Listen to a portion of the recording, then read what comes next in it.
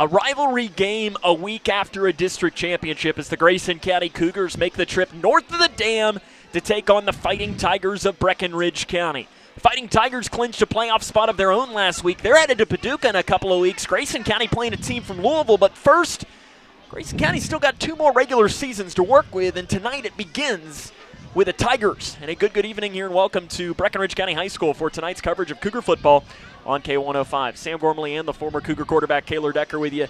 And Kaylor, this game, as I described it this morning talking on our morning show, depending on where you live in the county, this game is the biggest game of the season because it is a rivalry game regardless. And it used to be district rivalry, but just because they're not district rivals doesn't mean take anything away from this game. It's still a rivalry. I mean, I remember playing, even as a freshman, it didn't matter. Going, because I don't remember when they were last in our district, but it was last year. Yeah. So we played them when they were in our district, and we kind of lost to them that year, but it leaves a sour taste in your mouth if you do lose. Grayson County defeated Seneca last week 16-6 to clinch their first district championship since 2014. With that win, Grayson County will now officially play. We can say this with official. They will play Iroquois in the Class 5A playoffs on November the 3rd. So 2 weeks from tonight, the Cougars will be playing against the Raiders of Iroquois at Cougar Stadium. Grayson County's 7-1 start is their best since 2014. Cougars looking for their 7th straight win tonight, which would match the longest stretch in program history, 2012 and 1979 were the other two to do that. On the other side, Breckinridge County snapped their 3-game losing streak last week with a 30-25 win over Thomas Nelson. In that game, Kaylor, 32 combined penalties. Either that's one messed up crew or that's just very undisciplined.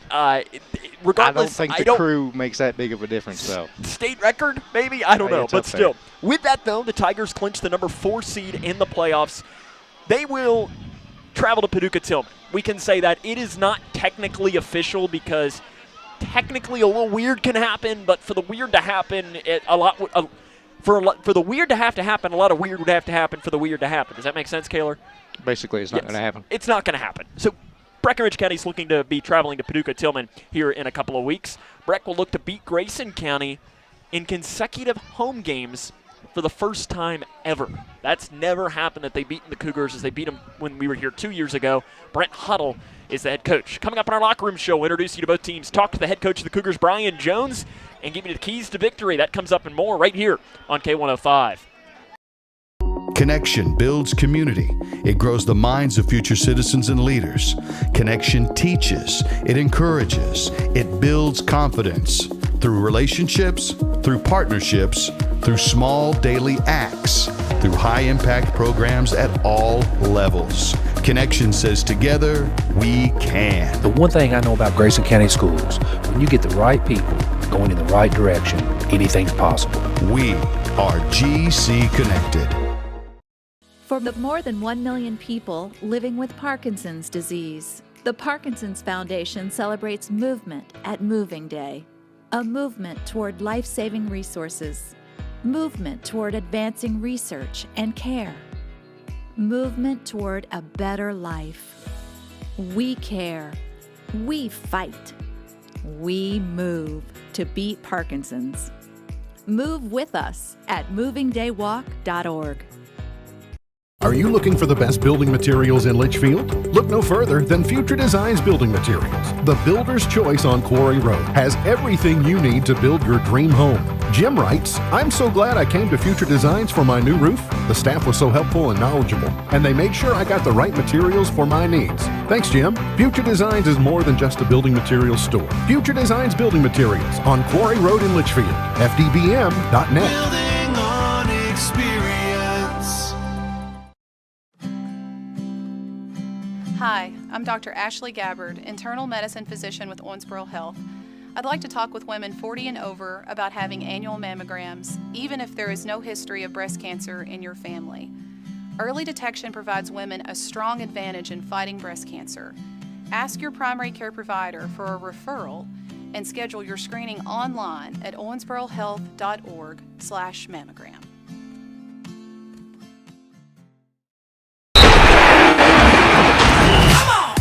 Cougar football on K105. Welcome back here to Breckinridge County High School, where the Grayson County Cougars are about to take on the Fighting Tigers of Breckinridge County. Breck County enters the record of 3-5. Their 1-3 is how they finished in 4A District 2. Wyatt Burnett, the starting quarterback, 83 of 181 for 1,300 yards, 11 touchdowns, 10 interceptions. But Taylor, he's also a threat to run the ball. 93 times for 460 yards and 6 touchdowns. Baseball is probably his sport. Last season for the baseball team, hit 366, 21 RBIs, and also their leading pitcher with an ERA just above 3. We were watching him, Kaylor. You described him as effortless when he throws the ball. It's just effortless gas, and I don't know if he truly knows that's what he has, because I think they were throwing a wheel route or just a straight 9 route, but he was overthrowing them to the sideline, which is hard to do on that 35 to 40-yard route, but he did it without ease. Liam Clark is the running back, 83 carries for 348 yards and a pair of touchdowns. Clark has also caught 10 passes for 77 yards. Ladarian Parker is a name you're going to need to know tonight. 16 rushes for 118 yards and a pair of touchdowns. Parker is the most catches on the team, 25 for 302 and a touchdown. Lance Poole is also a receiver that you're going to need to know. 17 passes for 402 yards. Kaylor, that is an average of 23.6 yards per catch. Yeah. One of Breck County's biggest parts of their offense is the big play. Yes, and I think us as a defense this year have done a really good job eliminating that, especially on the back end. I think technically you can classify really only 2 plays that come to mind as big play. Moore and Seneca. And then McLean. McLean had the big run that Jaron had the game-saving tackle. Moore, he went over, the big receiver went over Mason. On the touchdown. Yep. And then the last play of the game last week against Seneca. And even then I kind of put an asterisk by that because it really the game was over by that point. Chase Hardesty, 17 grabs for 296 yards. Grant Compton, 13 catches for 219 and a pair of touchdowns. Scoring offense, 20.2 points per game. They have not scored more than 15 points against Grayson County since 2016. The Tigers have lost 8 consecutive games here at Tiger Stadium. They haven't won since the final game of 2021 against Edmondson County. The defense can play a lot of man. They allow 29.8 points per game this season. They have allowed 20-plus in 7 straight games. They have allowed 10 points in 14 straight, at least 10 in 14 straight to Grayson County. They haven't had less than that since the 22nd of September in 2000. So before anybody that'll be playing tonight was even born was the last time that they held Grayson County to less than 10 points in a game. Rush defense, 176.9 yards per game. Pass defense, 87.6. Zach Davis is the leading tackler with 69, 4.5 tackles for a loss. Quentin Reinhardt has 9.5 tackles for a loss to lead the team in that category. They are turnover. They can take the ball away.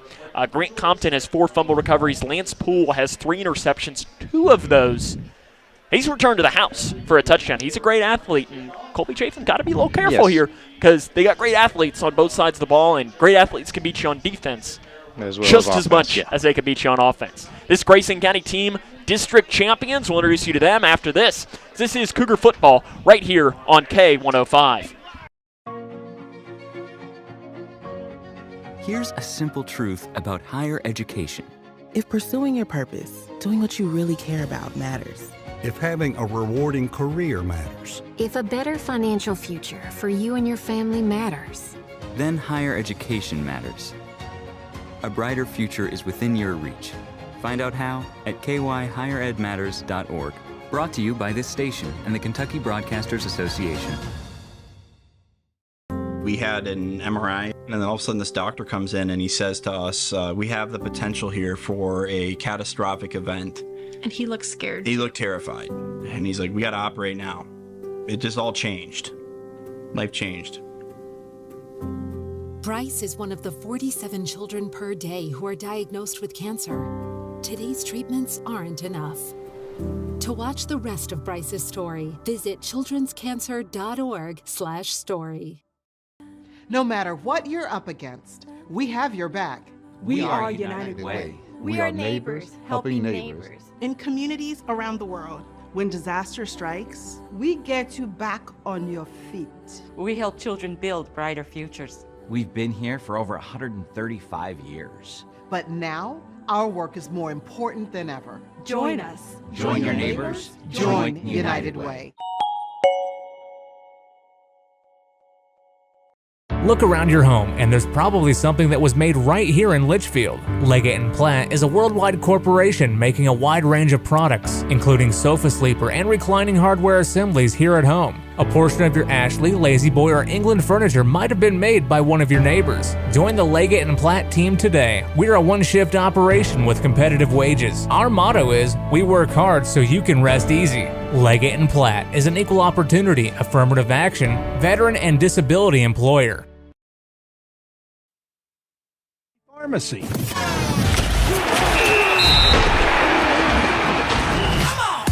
Cougar football on K105. Colby Chaffins is the starting quarterback of the Grayson County Cougars, 51 of 98 for 779 yards, 7 touchdowns, 6 interceptions. Kayla, though, it's been the legs over these last couple of weeks that I think has really taken his game to the next level as he's rushed 71 times for 323 yards and 3 touchdowns. He's had some punishing runs, I think is the word to describe it.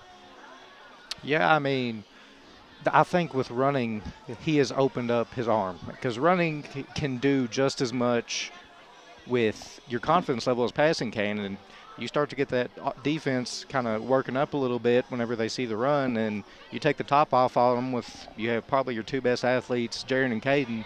That helps a lot.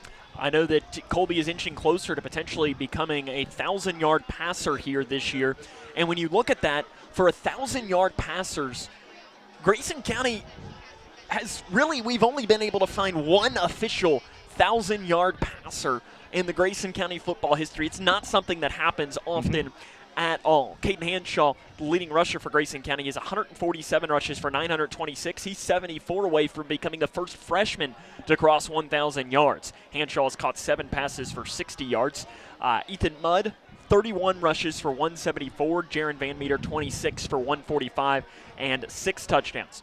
Van Meter's also the leading receiver, 19 passes for 340 yards and 5 touchdowns. Grayson Chaffins has really turned in a quiet good season. I think everyone, when you hear Grayson County, especially from around the region, they're going to say, oh, you've got Chaffins, Colby, you've got Jaron Van Meter, you've got Caden Hanshaw. But you look, Grayson Chaffins, 19 catches for 284 yards and a pair of touchdowns. He's turning out to have a really good season this year. I think that was part of it due to his slow start. People really didn't get to see him much, but especially during the district plays where he really turned it on.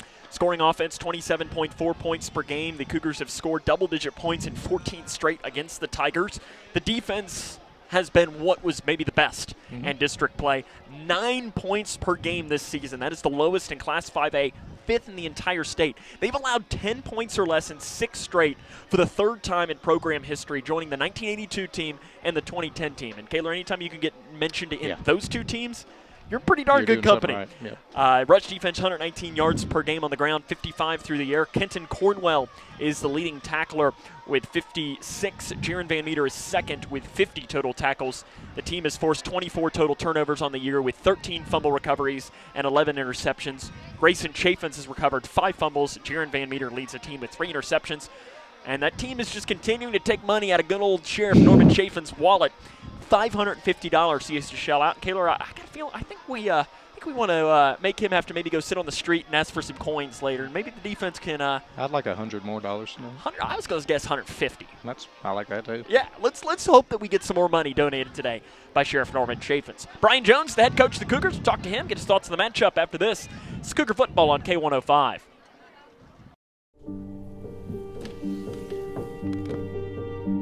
Some days are just better than others.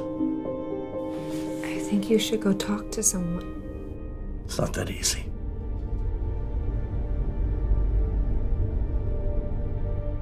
Have you been thinking about suicide? You can talk to me, Dad. It's been a tough couple of months.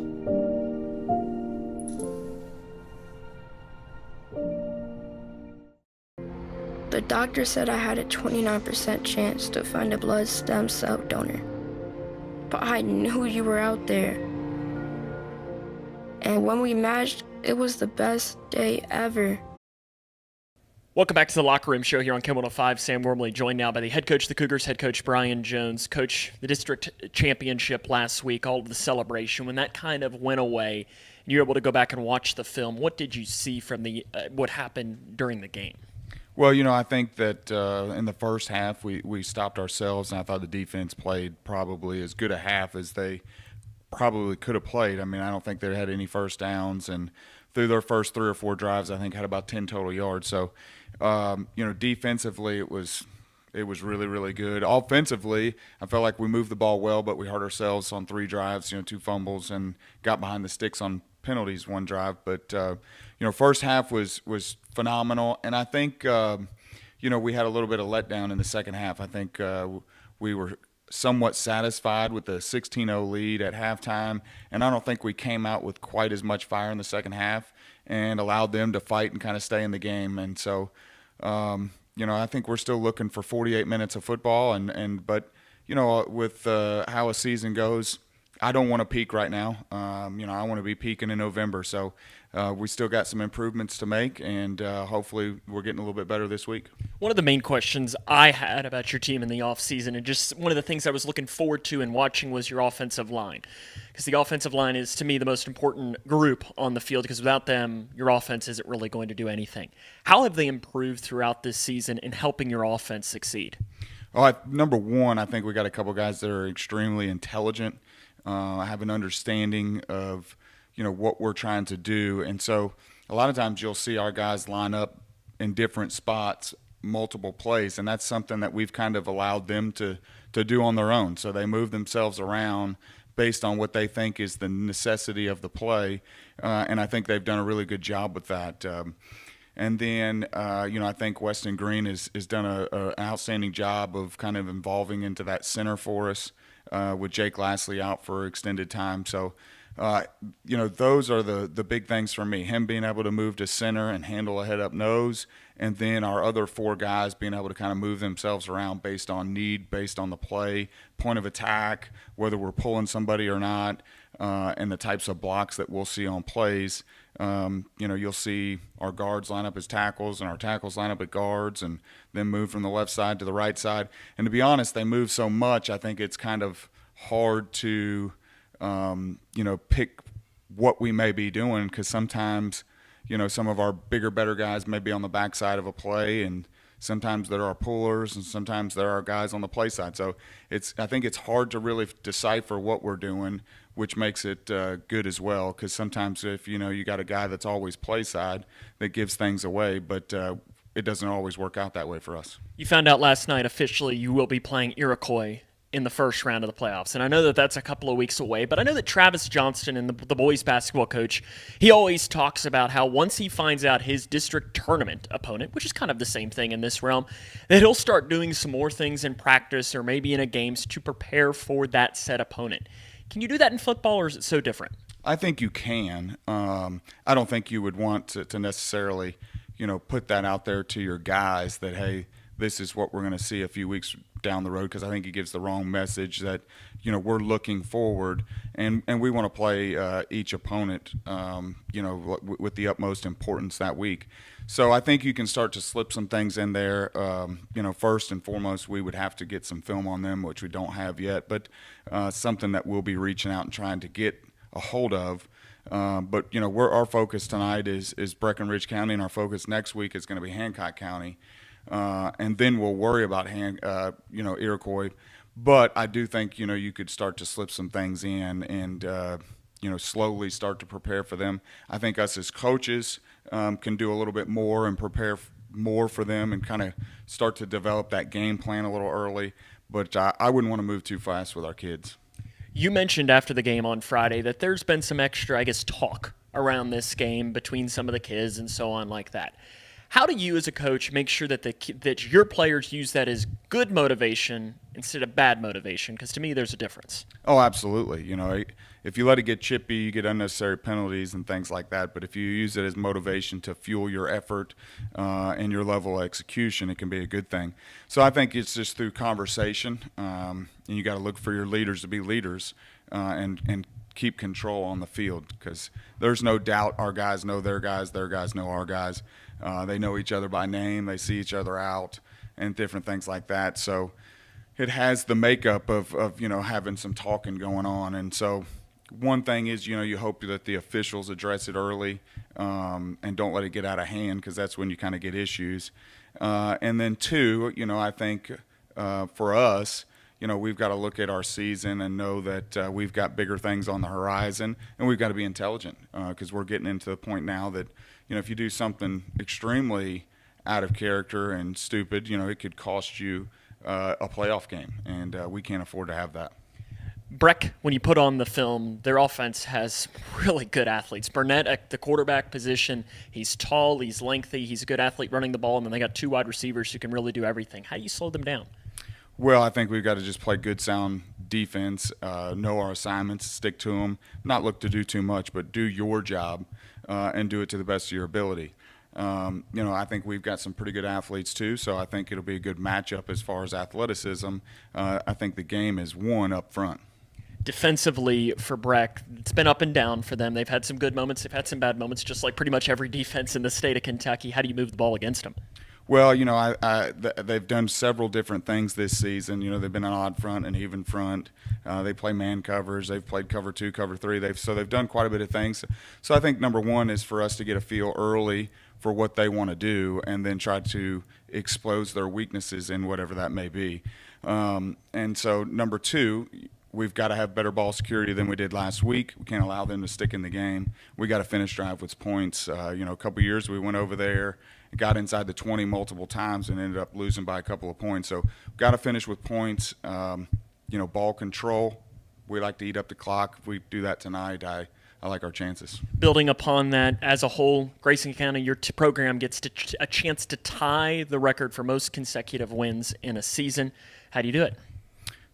Just like we said, we've got to control the field position, finish drives, eat up clock, and not let them live on the big play, because I think that's something that they will look to do. Big, long passes, maybe even some trick plays and things like that to kind of get us with some big ones. And so we can't allow the big one to hurt us, make them drive the field, which, not many people have been very successful doing this year. And, points, got to score points. Coach, good luck. More on the Locker Room Show comes up after this.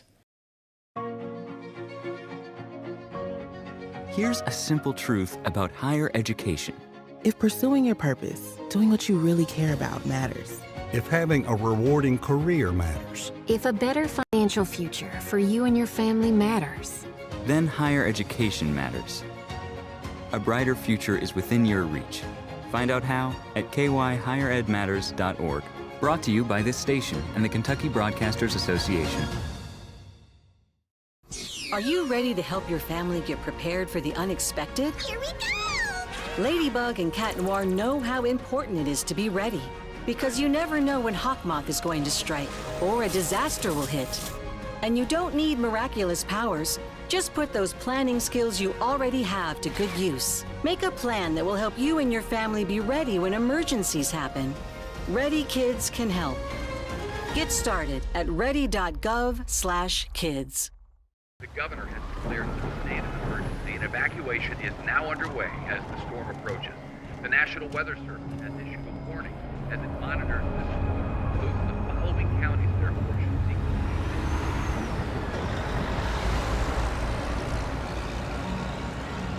Convoy of Hope is ready to help you prepare for the next storm. Visit convoy.org/prepare. Are you looking for the best building materials in Litchfield? Look no further than Future Designs Building Materials. The builder's choice on Quarry Road has everything you need to build your dream home. Jim writes, "I'm so glad I came to Future Designs for my new roof. The staff was so helpful and knowledgeable, and they made sure I got the right materials for my needs. Thanks, Jim." Future Designs is more than just a building materials store. Future Designs Building Materials on Quarry Road in Litchfield. FDBM.net. Building on experience.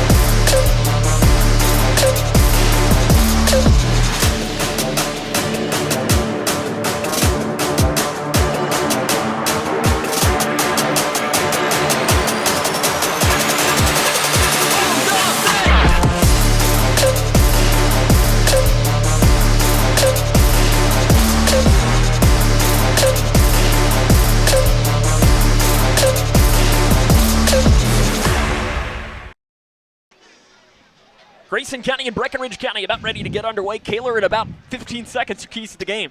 Start fast, and with a team that does like to run a lot of man, you just have to win your one-on-one matchups. Man, it's going to come down to who wants it more. Breckinridge County won the toss. They want the football, so that's how we're going to get ready to roll as it's time for football in Harnett. The 37th all-time matchup between the Grayson County Cougars and the Tigers of Breckinridge County. Sam Gormley and Kaler Decker with you here on the call. It's a little brisk October. Got a little bit of that nip in the weather. Wind has died down. It was very windy earlier. It has died down. No chance of rain here tonight. It is perfect for middle of October, as it'll be Lane Beasley to kick away for Grayson County from right to left on the radio dial as we get ready to roll. And Beasley's looking at the official to let him kick it away. The Cougars begin to sway their arms as we get ready to roll. Not really sure what we're waiting on. There it comes from Beasley, and it's a short little pooch kick that's going to be caught at about the 25-yard line by Clark. He carries it up across the 25, breaks through, up across the 40, and continues to roll as he crosses the 45-yard line. Big return for Breckinridge County by Clark to open us up. Wyatt Burnett, the starting quarterback, going to trot out onto the field. 83 of 181 for 1,300 yards, 11 touchdowns, and 10 interceptions for this Breckinridge County team. We got a lot of athletes out there on the field as they're officially going to have the ball on their own about 43-yard line. Or 47, rather, as it gets up even a little bit further on that, as they don't have they're not painted on the field very well. So it's hard for us to tell as we have to look on the other side of the field. We're not necessarily on the 50 either. Burnett to pass on the opening drive of the game, rolls out to the near side, being chased by a Cougar defender who loses contain on him, and Burnett crosses the 50-yard line, sidesteps out of bounds at about the 47. There is a penalty flag on the play, and I believe Sawyer Drake is going to get the benefit of being held. Yeah. Across the no, it's a legal block in the back. That might have been the reason he lost it. It was. As it was an illegal block in the back. Which is weird. You don't usually see an No, illegal block in the back called in backfield. that realm, and I like it. The officials walking over, and Brian Jones, did you want to accept that penalty? Yeah. We're getting the first one. It had to be later in the play, though, because He's still asking. Yes, he wants to accept the penalty. Why would he not? it had to be later in the play because he can't block in the back inside the tackle box. Correct. The penalty is thrown behind the original line of scrimmage. So it should be first and 24, 5. We'll see what this is. Brent Huddle, the head coach of Breckinridge County, is asking the official for an explanation, and we'll see where this ball will go from. It looks like they're going from the original line of scrimmage. Okay. I'll still take first and 20. And it should be first and 20. He's going to count it off. Moving backwards, backwards, backwards, and it's going to move it back to about the 37-yard line. So after Burnett picked up about 7 on the scramble, it ends up turning out to be about a 17-yard penalty against Breckinridge County. As we mentioned, last week they played Thomas Nelson, and in that game, 32 combined penalties between those two teams. That is bad. That's beyond. I don't even know that there's a word to describe that many penalties on both of those teams. Burnett's going to be joined by Liam Clark, the running back, in the backfield. He lines up to his right. Breck working from left to right on the radio dial as it's a triple reverse here and rolling down here to the near side, trying to find the edge and tackling at first, missing the tackle, breaking the second one. Ethan Mudd comes in to curl it up and clean it up as Poole is brought down for maybe a loss of 1 yard. That's one thing about Breck you have to be careful of is they are not afraid to do some weird stuff. And you have to be disciplined. Pretty much triple reverse. Yeah, you have to be disciplined at all times. And Grayson County was not fooled, I believe. Van Meter might have been the first hit. I think Caden hit him first, and then Jaron got up and got him the second time. And then Mudd also, I think, was in there to kind of clean it up and help it out. About a minute into the game, Grayson County and Breckinridge County, no score early on. Bring up second down in about 20, so they're going to say no gain on the run there from Poole. We'll see the pistol formation for Wyatt Burnett. Trips to the left side of the field. Burnett looking to that far side of the field. Puts his hand out, loops it off. Pass complete at the original line of scrimmage. Turning upfield, running over a Grayson County player and getting up to the original line of scrimmage. On the pass completion is Ladarian Parker. He'll pick up about 9 yards up to the 46. And you saw immediately, Kaler, one of the things that Brian Jones talked about is that there will be a lot of conversation happening in this game. And you saw immediately that Ladarian Parker stood up, and he was clearly saying something. And that's fine. Yeah, that's completely fine as long as you're careful with what you say. Exactly, because you can get open. The second person is always the one that's going to get penalties. And Grayson County doesn't want to make sure that they do. 3rd down and 11. Probably 4-down territory for Breckinridge County. As Burnett steps up in the pocket, he's going to let it fly down the seam, and it is caught. Pulling it in and bringing it down to the 25-yard line is Chase Hardesty. Big play, pulling down for 29 yards, and the Fighting Tigers are moving the chains forward. This Grayson County defense has been really good this season. They have allowed less than 10 points in 6 straight games for only the 3rd time in program history, only 9 points per game. I don't really like this start here for this Grayson County team. It's kind of lethargic. Burnett remaining in the pistol formation. They do prefer to pass rather to run the ball. Burnett's going to keep it himself on the read option, runs across the near side, and he continues to move his legs. Ends up picking up about 1 yard as he goes across the right side. They had him at the line of scrimmage, and he ends up getting about 1 more. Yeah, looks like that's where the spot is. Uh-oh. And there is a Breckinridge County player down, and that is Burnett. And that is the last thing that you want to see. Dr. Bryce Meredith is trotting out there, and he's immediately punching the grass. And let's hope that that's not something serious. Well, he's getting up. He's not putting any weight. Well, he's trying to put weight on his right leg. But Dr. Bryce Meredith is walking off with him. And as a right-handed quarterback, that's big. Even if you do come back, that hinders him a lot as a runner, too. Kobe Poole is the only other player that has attempted a pass. Lance Poole is the only other player that has attempted a pass. 2 of them, 1 of 2 for 11 yards. I don't know who Breckinridge County would trot out as their backup quarterback. Number 7 was warming up. Chase Hardesty. He is a wide receiver. He's the player that just made it, the catch down the seam. Hardesty is the 6'1", 145-pound junior. And now we're going to have a timeout taken by Breckinridge County. And you know what? I like this timeout by Brent Huddle. It's a smart timeout. Just to say probably one of these things, hey, take a deep breath and go from there. I do want to make sure that we mention here right off the bat, Kaylor, I see him. He's pretty much right across from us. We do want to give a huge birthday shout-out to one Mr. Spirit. Mr. Spirit yesterday turned 87 years young. So congratulations and happy birthday to Mr. Spirit. He is here standing pretty much right across from us. He's got the best seat in the house right at the 50-yard line. Mr. Spirit, we're happy to see you.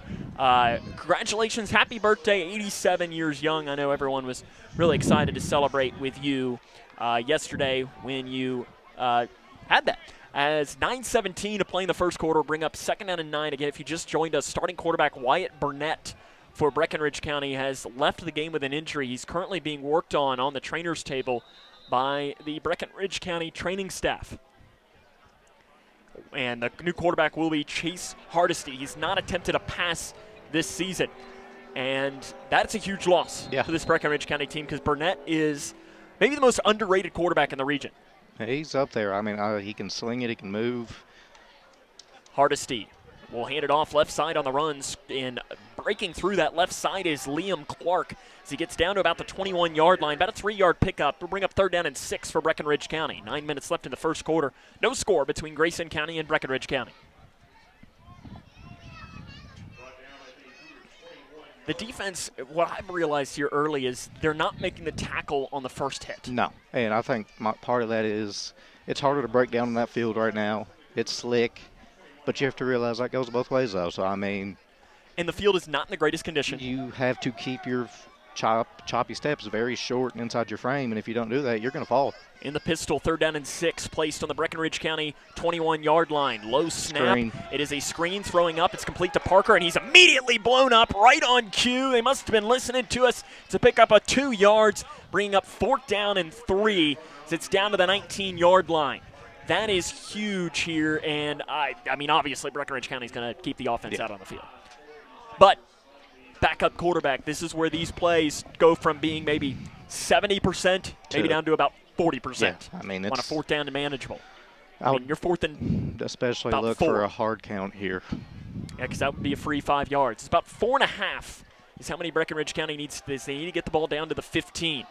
Trips coming down here to the near side as the ball's placed on the far hash. Can Grayson County get off the field here on defense? To pass over the middle, floating it, and it is incomplete. Looking for a penalty flag. They're not going to throw it. Turnover on downs. Grayson County has the football. As they were looking for Poole over the middle, Grayson Chaffins was in there on coverage. You're never going to get the flag on that. That's just good coverage. That and it was he was not looking at the ball, catchable anyways. not catchable. The receiver had to stop to go back and get it. They're not going to punish the DB for that because it's not the NFL. Grayson County's going to get the football at their own about 19-yard line is where they will start with the football. Colby Chaffins, the starting quarterback, trots out 51 of 98, 779, 7 touchdowns, and 6 interceptions. 7:39 left here in the first quarter. No score between Grayson County and Breckinridge County. Switching up the offense here is Jaden Kinney's going to shift as a tight end on the left side of the line, a wide receiver on each side of the junior quarterback.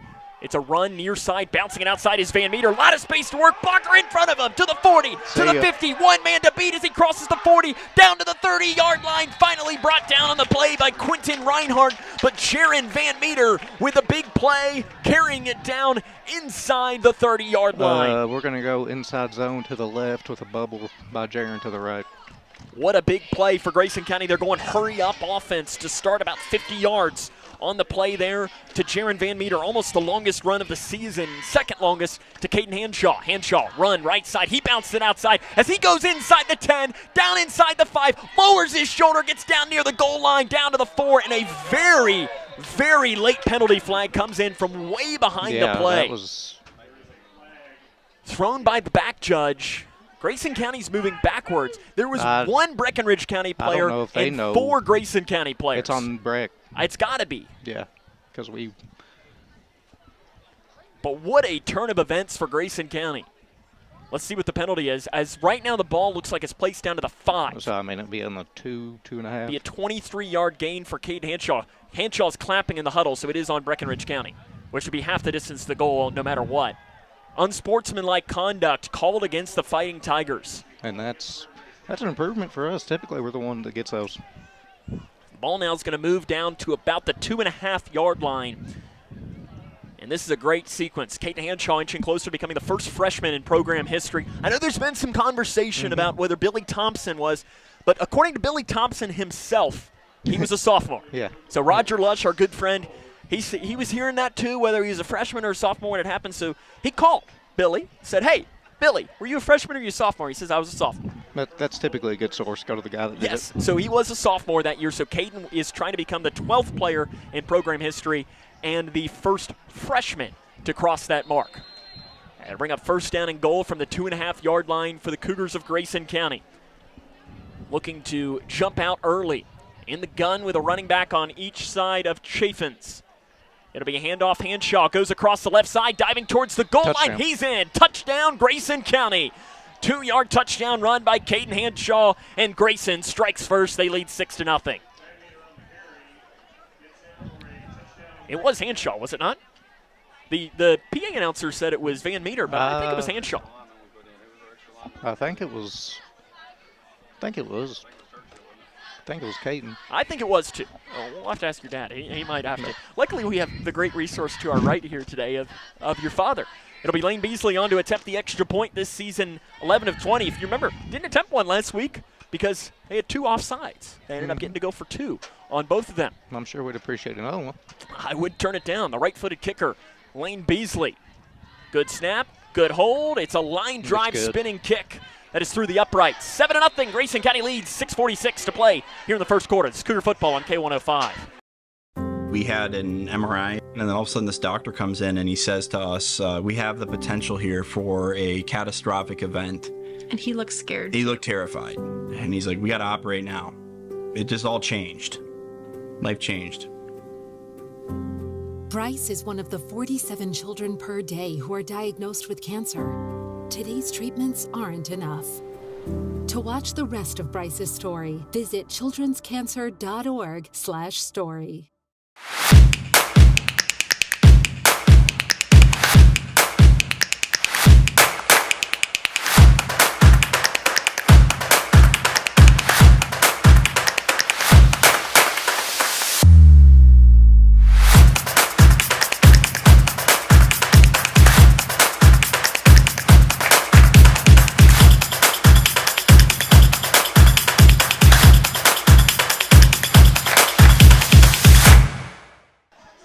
Grayson County strikes first. They lead 7-0 with 6 minutes and 46 seconds left here in the opening quarter of play.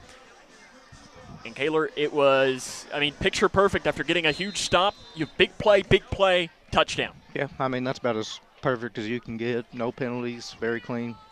Here comes the kick from Lane Beasley. It's another short kick. This time it's going to be caught on a slow bounce at about the 15-yard line by Poole, and he goes the wrong way, and he's brought down. He tried to curl it around, and a great tackle made on the play by Stephen Lee. Perfect kick defense there from Stephen Lee. That was, with how bad the last one was, that was a million times better. Say, Stephen Lee is one of those kids that he's going to be really good. Yeah. He shows so many flashes that you're just like, wow. He's quick. Probably our fastest kid, I was going to say, honestly. he probably is the fastest player on the team. I think him and Brett Butler are kind of tied with the 40 time. And Burnett does look like he's back in, but he's become one-dimensional now. Yeah, Burnett is back into the game at quarterback, but to say he was limping is an understatement. It was more of a gimp at that point. Yes. Breckinridge County's going to have the ball on their own 17-yard line, 7-0 Grayson, 6:42 left here in this first quarter. Burnett will go in the pistol formation with a pair of wide receivers on each side. He looks to pass, floats it on the slant.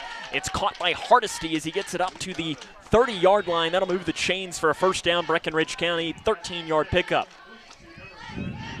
Honestly, Kaler.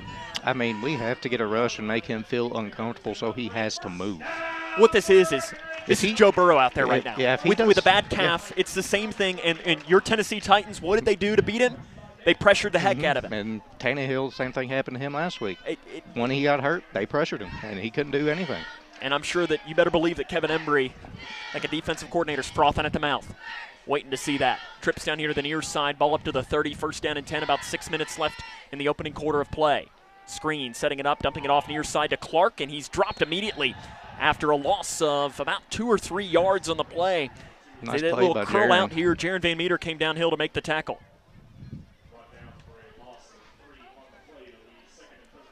It'll move the ball back to the 27-yard line, officially a loss of 3 yards. Good answer here from the defense. Yeah. Those first about 5 plays weren't great. No. And that last play wasn't either, but you can allow those every once in a while. It was 13 yards. The best part is that it was 13 yards and not 40. Yeah. Because on slants, you never know when they can break it. Little misdirection handoff. They're going to give it to Hardesty on the far side. Nice wrap-up tackle by Mason Carroll on the far side of the field after Hardesty gets about 1 or 2. He gets it up to the 29-yard line, 2-yard gain. Third down and 11 will come up here for the Tigers. Burnett is in, he's in pain. And you know what? You got to give the kid a whole lot of props for getting out there and even throwing it. If I'm being honest, I'd probably be still sitting on that table telling Bryce Meredith, well, you got ice? Yeah.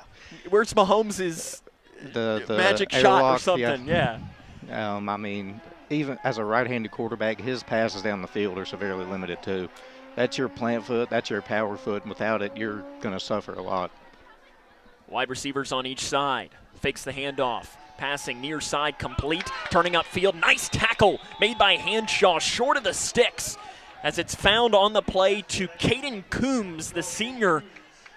And it's going to bring up 4th down and about 1 here for Breckinridge County. 10-yard pickup and decision time here for Brent Hoddle, and I don't even think it's really a decision for him. 4th and 1. Your defense did not look good at all. And really, you're the underdog. You're at home. You have nothing to lose. You're in the playoffs. For them, this game means, really for both teams, it means nothing. You're playing RPI-wise right now. It does not mean anything tournament-wise. Correct, until you get to the 3rd round. Mm-hmm. 2 wide receivers on each side. Poole shifts in motion to the near side of the field, and we are going to have a delay of game called on Breckinridge County. And now this changes things. Yeah, I would expect a punt. I'm wondering, were they trying to hard count? They were. He did hard count. Nobody jumped. I think it might have been the idea just to hold it, and if not there, take the delay. See, I'd have run the ball. Just one yard. And if they stop you, you say, tip my cap, congratulations.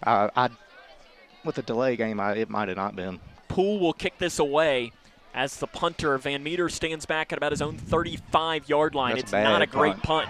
Comes towards us in the press box, He almost hits Wyatt Burnett as he was standing on the sideline. And we're going to see where this ball's going to be placed. Is crossing the 50, going into positive territory to about the 48-yard line. Grayson County's going to get great field position. And last time they just ran the ball right down the really, they didn't run it down the throat. Down the throat. They got outside. And, I mean, that's the weakness of a man defense. If you have everybody tight end, you're bunched up, and you get outside of it, there's somebody else there to stop you. And I think that's one of the best parts about what Colby Chaffins has done is that some years in the past for Grayson County football, they've dared you to pass. But Colby's shown he can beat you with his arm. He can beat you with the arm. Just as much as Grayson County can beat you with their legs. In the gun will go Chaffins. He has Hanshaw to his right. Again, they're shifting blockers on the inside, and whistle blown. And they're telling Mason Carroll to get off the field. Knee pads are too high. Oh. So Kenton Cornwell's going to come in. I'll tell you what, Kaylor. It's one of those things. It's like, come on. Like, you know, like, I get it. The NFL and college are changing it. It's like, what? Like, do we really need to stop the play for something like that? I don't know. Now, because to me, that could have been something next switch of possession. Say, hey, you need to fix that. Again, they're going to shift it. Kenton Cornwell goes out wide to the right, so you got a bunch formation to the right side of the line. Hanshaw to the right. It's going to be kept by Chaffin's right side on the run as he gets down to the 45-yard line, down to the 44. About a 4-yard run there for the junior starting quarterback, Colby Chaffins.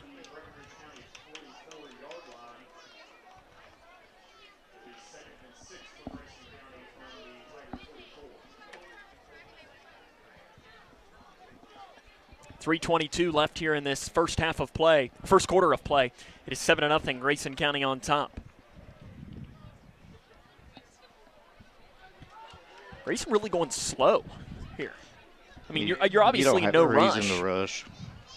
I'm just the kind of you're already at 10. I was going to say, that's why I'm wondering, and now we're going to have a timeout taken by Brian Jones. I was going to say, that was taking a long time to potentially develop down there. Is 3:01 left to play in the first quarter. Grayson County on top, 7-0. There is one game that at least has some interest to Grayson County fans playoff-wise. I'll try to see if I can't find a score update. Here's one to bring you. Edmonson County leads Todd County Central 7-0. I do believe the winner of that game avoids having to go to Mayfield, which is a heck of an accomplishment there. Russellville leads Fulton County 7-0.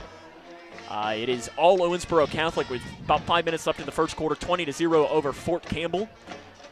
Nelson County leads John Hardin 18-7 with about 5 minutes left in the first half of that game. Logan County and Warren East all knotted up at 7 halfway through the first quarter of that game. The game that I was talking about was Fairdale against Atherton, as Grayson County's second round matchup could potentially go up against the loser of that game. As I'll try to see if I can't find an update for you. I did see one on the quick scroll through. Second down and 6 for Grayson County out of the timeout. 3:01 left in the first quarter. Grayson County up 7-0. Trips to the right side of the field as it's placed in the middle of the field at the 44-yard line. Giving it to Hanshaw, right side, breaks through, and he crosses down the 35-yard line, crossing the 30, getting down to about the 26.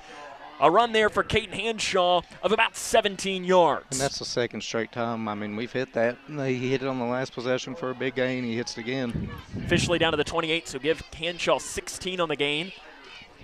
Hanshaw's inching closer to getting that 1,000-yard mark. I think now, if my math's correct, he is about 10 yards away. Yeah, he's up Give there. or take. He's about 10 yards away from crossing that. Trips to the right side. In the gun will go Colby Chaffins. Hanshaw to the left. Chaffins to pass. Steps up in the pocket. Floats it over far side. Touchdown. He's got Van Meter. Caught. Enzo. Touchdown, Grayson County. 28-yard touchdown pass from Colby Chaffins to Jaron Van Meter, and Grayson County leads 13-0 with 2:17 left in the first quarter. Grayson County, Taylor, has run 6 plays, and they got 2 touchdowns. It's pretty good recipe. I'm sure if you ask Brian Jones, he'd prefer 2 plays, 2 touchdowns, but 6 and 2, that's pretty darn good. Every 3 plays, you're getting a touchdown. That's a pretty good percentage. And that's a great play to get him out of that man coverage look they like to run. You just put your best athlete in the slot, have the 2 outside guys run hitches to occupy those 2 guys, and tell Jaron to go win on a corner route. Lane Beasley had a spinning line drive kick his last time. This one's another line drive. And it's good. 14-0, Grayson County on top, 2:17 left in the first quarter against Breckinridge County. Kayla, I think the biggest thing about this is that Breck on that first drive, really up until the injury by Burnett, had a whole lot of confidence. Yep. That's been sucked out with a straw. They got hands on hips. They've been hit. Yeah. And it'll be interesting to see how they react to this. And typically 3 and 5 teams or something like that, they tend to lay down for you. But with Breck in this rivalry, I don't think you're going to get that. But I would expect a lot more mouthing, a lot more extracurriculars, so you just got to keep your head on. And the biggest thing here for Grayson County is, to step on the gas, too. Don't, because Breck has great athletes. You do not want to give them an opportunity to get any closer to that point. As according to our good friend Roger Lush, Kaler, he's better at math than I am. He says 33 yards for Caden to get to. Yeah, because they had the 26-yarder and then however long that was. So, yeah, I just can't do math. It's okay. You're just trying to give it to him faster. Yes, and Roger probably has a calculator, right? I will say he does. Yes, it makes me feel a little bit better because my calculator is my brain, and my brain at 7:30 on a Friday night is fried. Yes, there's no question about that. Beasley to kick away for Grayson. He's gone shorter both times. Last time the kick coverage for Grayson County was superb. It's an onside kick, and it is alive, and it doesn't go 10 yards. It goes 9. Breck, for some reason, dives after it and ends up falling down on top of it. Ladarian Parker. And if you're Brent Hoddle next time, just say, just let it go. They can't do anything with it. What happens if you fall on it and don't get it? Then they can get the football. That was about as perfect as a kick you can get without getting 10 yards. I mean, it was 9 9/10 of the way there. So Breckinridge County is going to get good field position here as it'll be placed near midfield. I was feeling an onside kick at some point early in this game. And really, for Lane, that was really close to being perfect. Yeah, I mean, it was about as perfect as you could get without getting an onside kick. Breck will have the ball on their own 49-yard line. As I do appreciate, too, Kaler, we do have the drag track that is just across the street, right on cue. It's like we have a nice ambiance here that's unlike anything else in the region. Burnett to pass. Pump fakes. Now he's thrown over the middle, and it goes right through the hands of the player. I think it was Zach Davis over the middle that he was looking for, and it falls incomplete. You can tell, though, when that he why has to Burnett move off that platform, he becomes very uncomfortable. I mean, he's just right now, you can even just standing, talking to Brent Hoddle, who's calling the plays. Yeah. And, I mean, just look at him going into the huddle. And it's not his left leg. No, it's that plant leg. That's very important. Yes. I mean, for me, it would be being a left-handed player. I mean, it'd be a little different because you can work with that. Yes, but with it being your plant leg, that's and with hard. him being that's his game. 2 wide receivers on each side to pass. Burnett pump fakes once, pump fakes a second time, dumps it off. It is complete to Parker, and he's immediately hit out of bounds by Caden Hanshaw. Big hit. Kenton Cornwell and Braden Mudd were in there on the tackle as well. In fact, that's going to be a loss of some yardage. We'll see what the forward progress might bring him. And they're not going to give him any forward progress. It's going to be driven backwards. I mean, because he ran back to that point where he got hit. To the 49-yard line. Or to the 49, yes. I'd watch a trick play here coming out of a timeout. It'll bring up 3rd down and long here. It's an interesting timeout. Yeah, I already used 2 in the first quarter. And I liked the first timeout. Yeah, first timeout. Was a good timeout. Yeah. This one, I don't know. I think they might be taking him out. I mean, listen, and he's coming off the field. I think you have to. It's just not worth it. And especially because Wayne Burnett is a great baseball player as well. If this is something serious, I'm sure that the baseball team's saying, "Hey, let's not push it." And he's coming off the field. That's a push leg for a pitcher too. Yes, and he is a great pitcher. As Burnett last season an ERA of 3.08. Last season he hit 366 with 21 RBIs. I mean, it's your plant leg to hit too. Yeah, I mean, it's everything. Yeah, that right leg as a right-legged athlete or a right-handed athlete is everything for you. And unless he hits left-handed. He could be a switch hitter. He could be, but I don't know that I know that about him. It's not going to be good. So it'll be Hardesty back into the game at quarterback. He had a couple of decent throws when he came in earlier, and he's going to let it fly down the near side looking for Parker, and it is incomplete. Parker almost caught up to that ball as Grayson Chaffins was in there on coverage, That'll bring up 4th down and 12, and the Tigers will presumably be forced to punt. Yeah, I mean, 4th and 14 here. Tell you what, though, that's a decent ball by Hardesty. If he puts that a little more on the outside, yeah. I mean, considering that he's coming off the bench cold. Yeah, he put it a little too much inside, but that was about it. But I think that's all you can ask for from a backup quarterback who's your wide receiver. Yeah, don't throw a pick. That's all you can really ask for. I'm not asking you to go win the game, just don't lose. Burnett he was just walked over to talk with Dr. Bryce Meredith. And now he's walking back to join his teammates. Actually, that's not Burnett. Yeah, that's number 3. I don't know where Burnett is. He's right there with his helmet off. Here comes the punt from Poole. This one's a good one. And Van Meter is going to let it bounce, and it takes a huge Breckinridge County bounce down inside the 5, rolling down, and it's going to be down at about the 2-yard line. That is a 47-yard punt from Poole. He took a huge bounce, and it rolls down to the 2. Yeah, with how bad the last punt was compared to how good that one was, if you could consistently get punts like that out of a kid, I mean, you can't ask for much better. Grayson County will have the ball at their own 2-yard line.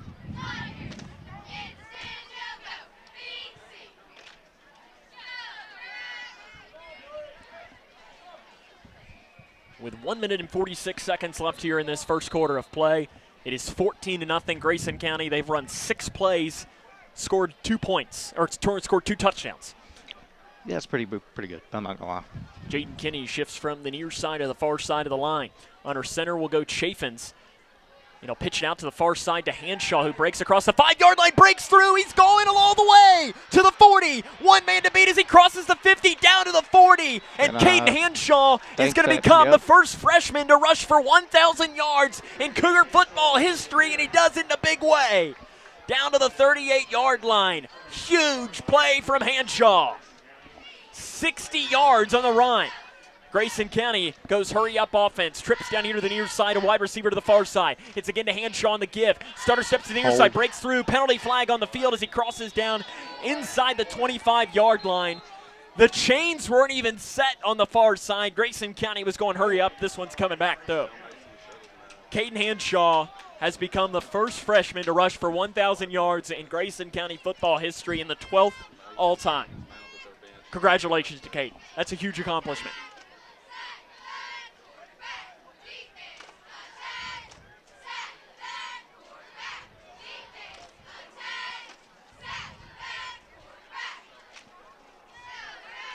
We haven't seen an official signal. Still wondering what they're trying to do. Just having a nice conference. I saw the hold. Maybe official on the far side got a little lonely, just wanted to say hi. I'm not denying that it was a hold because it definitely was. Who was it on? I don't know. It was on that right side though. Maybe on Woosley or one of those. I couldn't tell. Hooper, you. But I do appreciate the drag strip. Like I don't know if it's picking up on the mics. They did call it on Grayson County. I saw him grab high, and it was.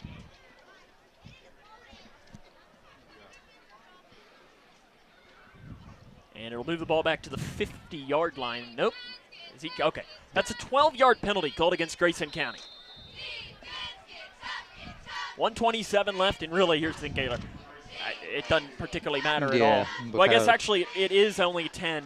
So they had the ball at the 40. I thought he got it down to the 38. That might have not been the greatest spot on the Caden run. Chaffins to step, throwing up. He's got Carroll wide open, far sideline, caught at the 20, inside the 10, 5, touchdown Grayson County. 50-yard touchdown pass from Chaffins to Carroll, and the Cougs are up 20-0. There is a flag at the end of it. Penalty flag did come down late. Mason Carroll was wide open. Unsportsmanlike conduct called against Breckinridge County. That'll go on the kickoff. And this game, when it started, I was a little worried, Kaler. Yeah. Just the way it did, but it's been all Grayson County since that point. And I kind of wonder if they still think we're struggling. You want to go down there and play right now, don't you? Oh, yeah. And there was some talk that some Breckinridge County player, or unsportsmanlike called against Grayson County. It's offsetting penalties. Or did they? I guess they did call it on Grayson and not Breck. It must have been a mistake. I don't get what the original Or maybe it is, I don't know. We'll find out on the kickoff. But with 1:12 left here in this quarter, Grayson County has a chance to go up 3 scores at 21-0. Good snap, good hold, and it is no good. 20-10, Grayson leads, 1:12 left in the quarter. This is Cougar football on K105.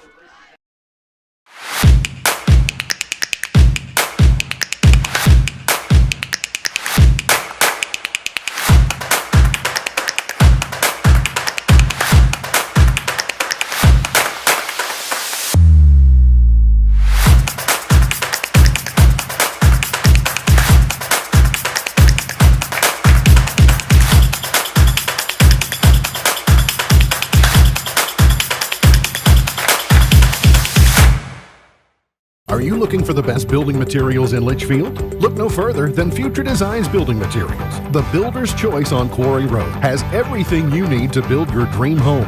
Jim writes, I'm so glad I came to Future Designs for my new roof. The staff was so helpful and knowledgeable, and they made sure I got the right materials for my needs. Thanks, Jim. Future Designs is more than just a building materials store. Future Designs Building Materials on Quarry Road in Litchfield. FDBM.net. Building on experience. Welcome back here to Breckinridge County High School. It's 20-0. Grayson County on top, 1:12 to go. I like this, Kaylor. We got our good friend Roger Lush here. He's feeding me stats. So he has Colby with 144 yards to hit 1,000. So he was 221 coming in. So he's about 80 yards today on, 2, maybe 3 completions? 2. And both of those were the touchdowns. Yep. Touchdowns of 50 and 28. It was a penalty only on Grayson, as here comes the return. Caught on the far side by Poole at the 30. He goes to the 40. He tries to be wrapped up from behind. Conrad Raymond does get him. Still the ball gets up to the 41-yard line, so Breck's going to get pretty good field position, but the Grayson County defense has been superb over these past couple of drives with the injury to the starting quarterback, Wyatt Burnett, and I do not see Burnett on the field right now. I'd say his night's over. And it is Hardesty who will remain in the game at quarterback. He gave it a go. And sometimes as a coach, it's your job to protect the kid from himself. Because I know, Kaylor, you were probably admittedly one of those kids that needed to be told. Stop.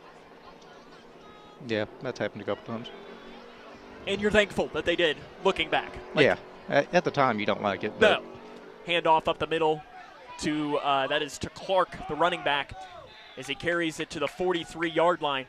Brent Hoddle is hot on the sideline. I guess he's looking for a penalty of some sort. I didn't see anything. Doesn't mean that it wasn't. Let's pick up 2 yards. Hoddle was a 3-port sports star at Meade County High School. Played college basketball at Moorhead. As Hoddle's in his 13th season, 28 and 106 as a head coach of the Tigers. About 35 seconds left in the first quarter of play. Grayson County leads 20-0.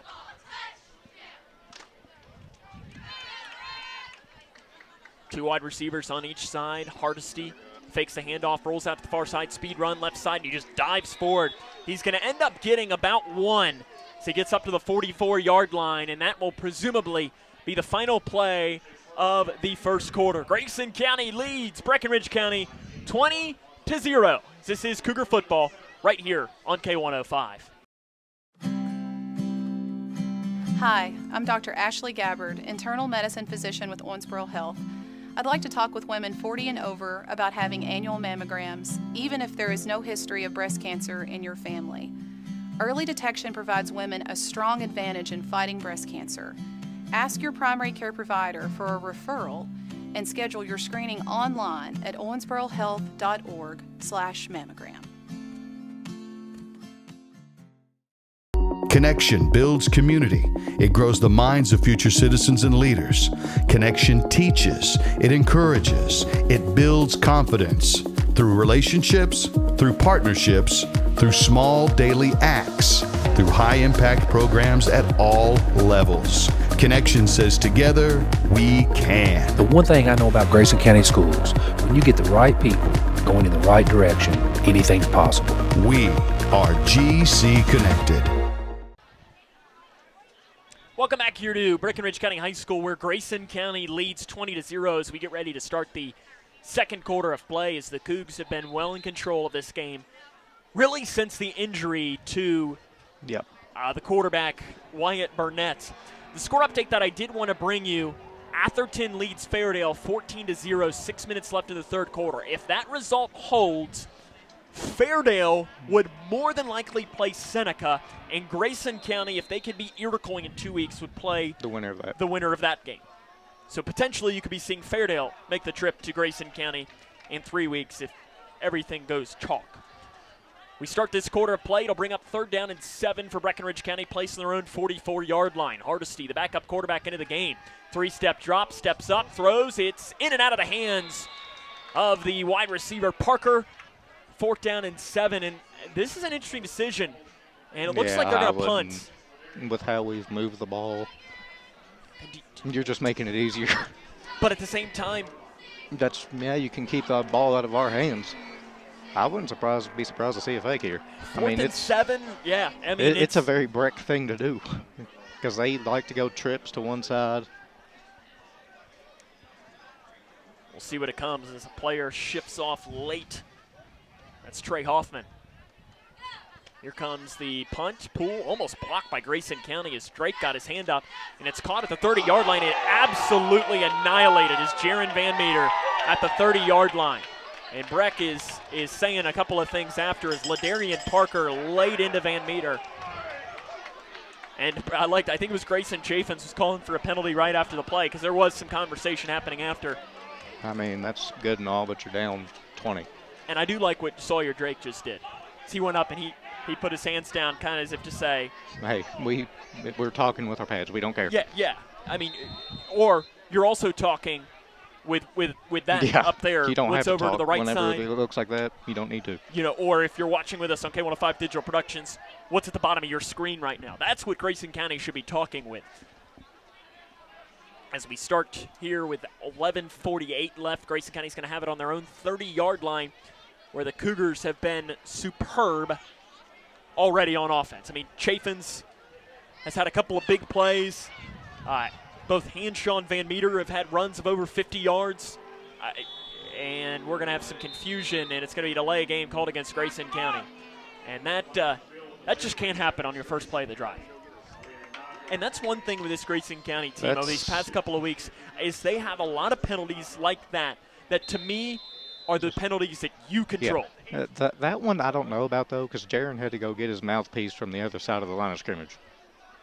And because he got blown up. Yeah, and I don't know that the play clock should keep running through that because you have to use a mouthpiece. 1st down and 15, trips to the left side, one here to the near side for Chaffins. Hanshaw to the right. Cougars in the white jerseys. Chaffins far side, complete at the original line of scrimmage. Looks like it's found to Mason Carroll. About a pickup of 4 yards to the 29-yard line of Grayson County. 11.5 left in this second quarter of play. It's 20-0 Grayson County.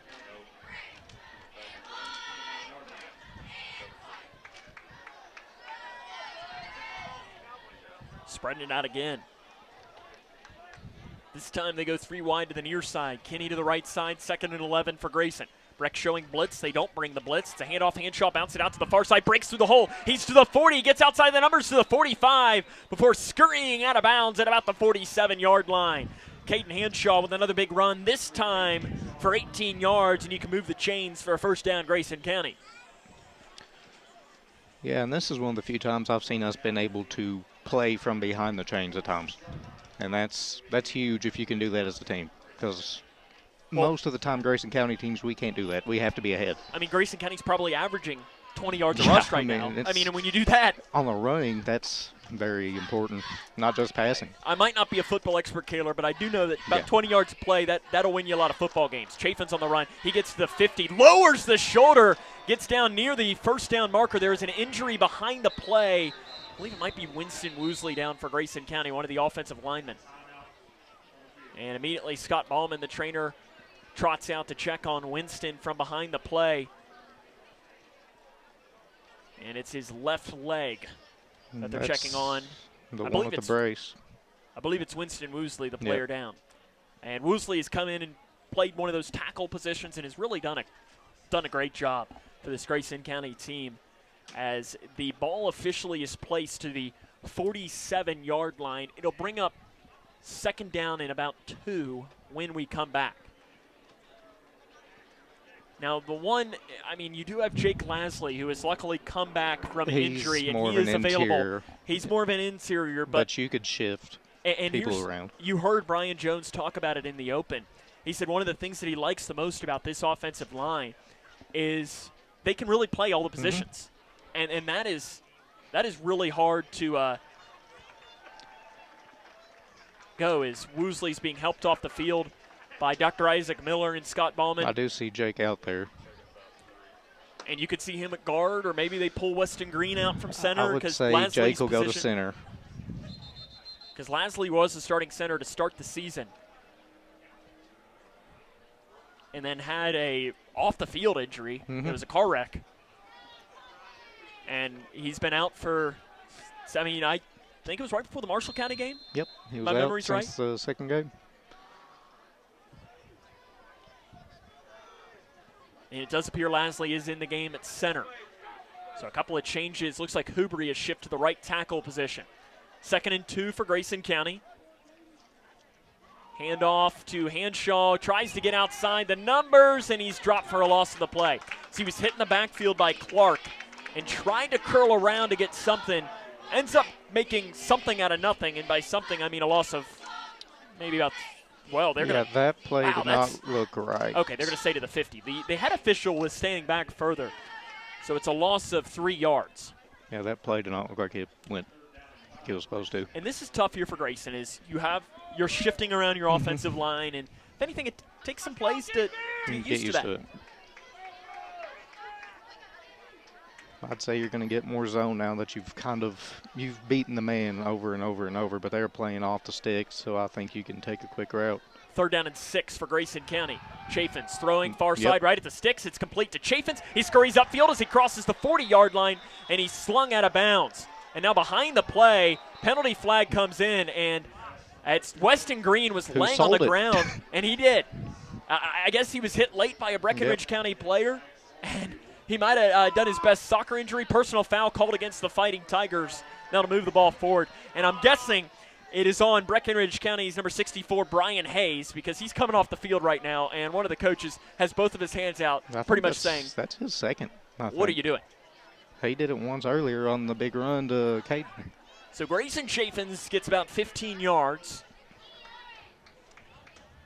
And this ball is going to move all the way down, so almost into the red zone for Grayson County. 30-yard pass on a 15-yard completion. On a 6 yards through the air. Yeah. You know, and officially the ball is placed down to looks like the 22-ish. 22. So one thing about this is they don't have the hash marks on the field, so we're guessing as far as yardage. In the gun, Chaffins running back to his left, fakes the handoff, throws far side to Van Meter. Van Meter up the far sideline, and I don't really know when he goes out of bounds. He's kind of in the mass of players as he was tight-roping the sideline up the far side.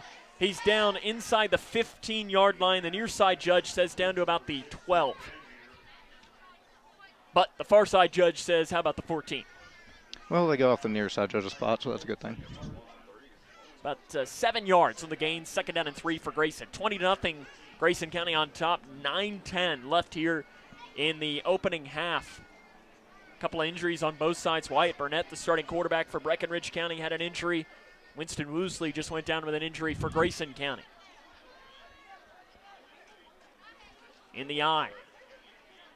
Hanshaw, the deep back. Van Meter comes in as a fullback.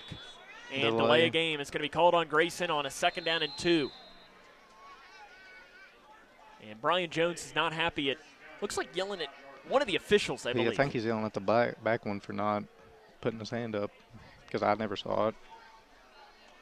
That'll move the ball back 5 yards, but Taylor, as we said, you don't want these penalties, but Breckstone, they can't stop Grayson County at all. I mean, this is Breck County. You're not going to get calls well. I mean, it's one of those things that's known. In the eye. I think that it's looks probably like an offset eye formation. Bobble the snap, ball's out. Chaffins ends up picking it up and diving forward. I mean, it looked like the ball bounced, and Chaffins, almost like a basketball player, bounced it, picked it up, dives forward to You'll take that. the 15. I mean, he gets 4 yards on a fumble. You'll take it. And that's where you see a new center. Like, even though Jake Lasley has been the center, it's still different. It's a different exchange.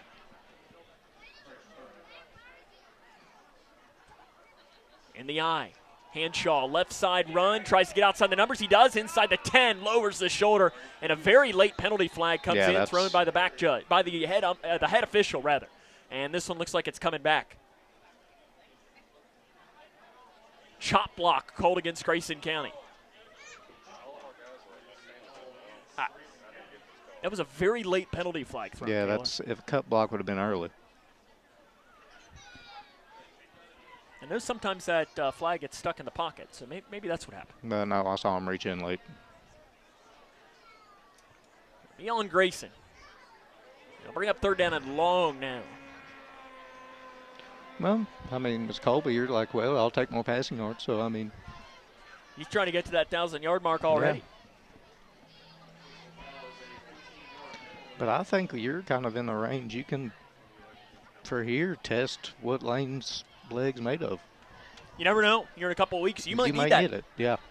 I mean, heck, you think, and if you want to turn your mic off or turn your headset off while I mention this, 2 years ago, you had the chance to kick the field goal to tie the game, and it wasn't a good snap, but still, you never know. Moments like that could come up in a playoff. I still wanted to go for it. I wanted to end it. Are you a quarterback? Yeah. 3rd down and very long here for Grayson County. Chaffins, pump fake to the far side. Now lets it fly to Grayson Chaffins, wide open. 15, 10, 5, touchdown Cougs. 30-yard touchdown pass, and Grayson County well on top of this one now. I'd say we're going for 2 now. 6-0. I'd go for 2, try to make it a one-possession game for the running clock.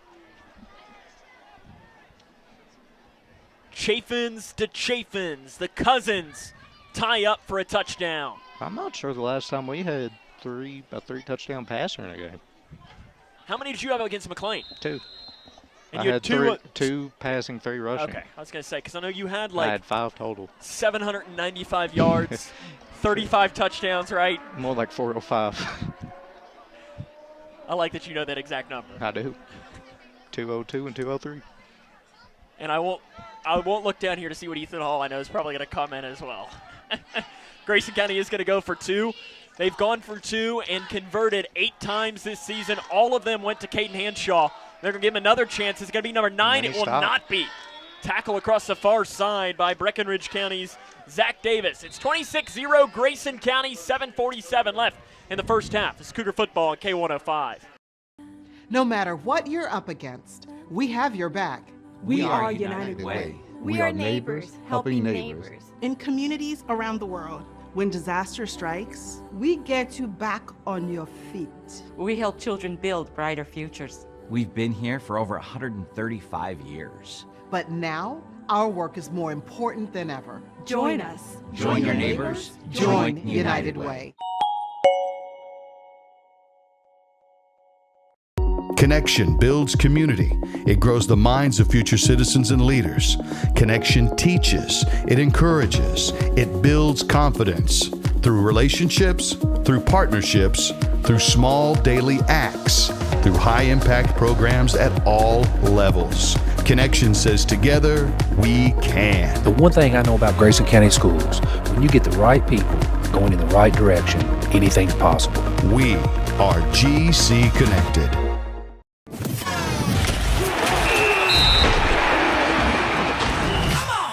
Cougar football on K105. The kick for Breckinridge County is going to roll all the way down, and it is going to go into the end zone. Touchback. Oh, my goodness, Kaylor. That was one scary. Almost just died at the 1-yard line. Wow. Grayson Chaffins just caught a 30-yard touchdown pass. And Grayson County has the lead 26-0 with 7 minutes and 47 seconds. This is a lonely place to be in if you are Breckinridge County because you're without your starting quarterback. You're down 26 points to a rival school on your home field. I mean, what do you do? Try to get out of here. Because you hate that the injury happened. Because Burnett's a great player. But you have to wonder if one player makes 26 points worth of a difference. Especially on defense. Yeah, defense, it doesn't really matter. Hardesty on the give up the middle. Gives it to Clark. Clark dives across the right side of the line. Gets up to about the 24 on the play. About to pick up a 4 yards on this one. Grayson County on top 26-0, 7.5 left to play here in this opening quarter.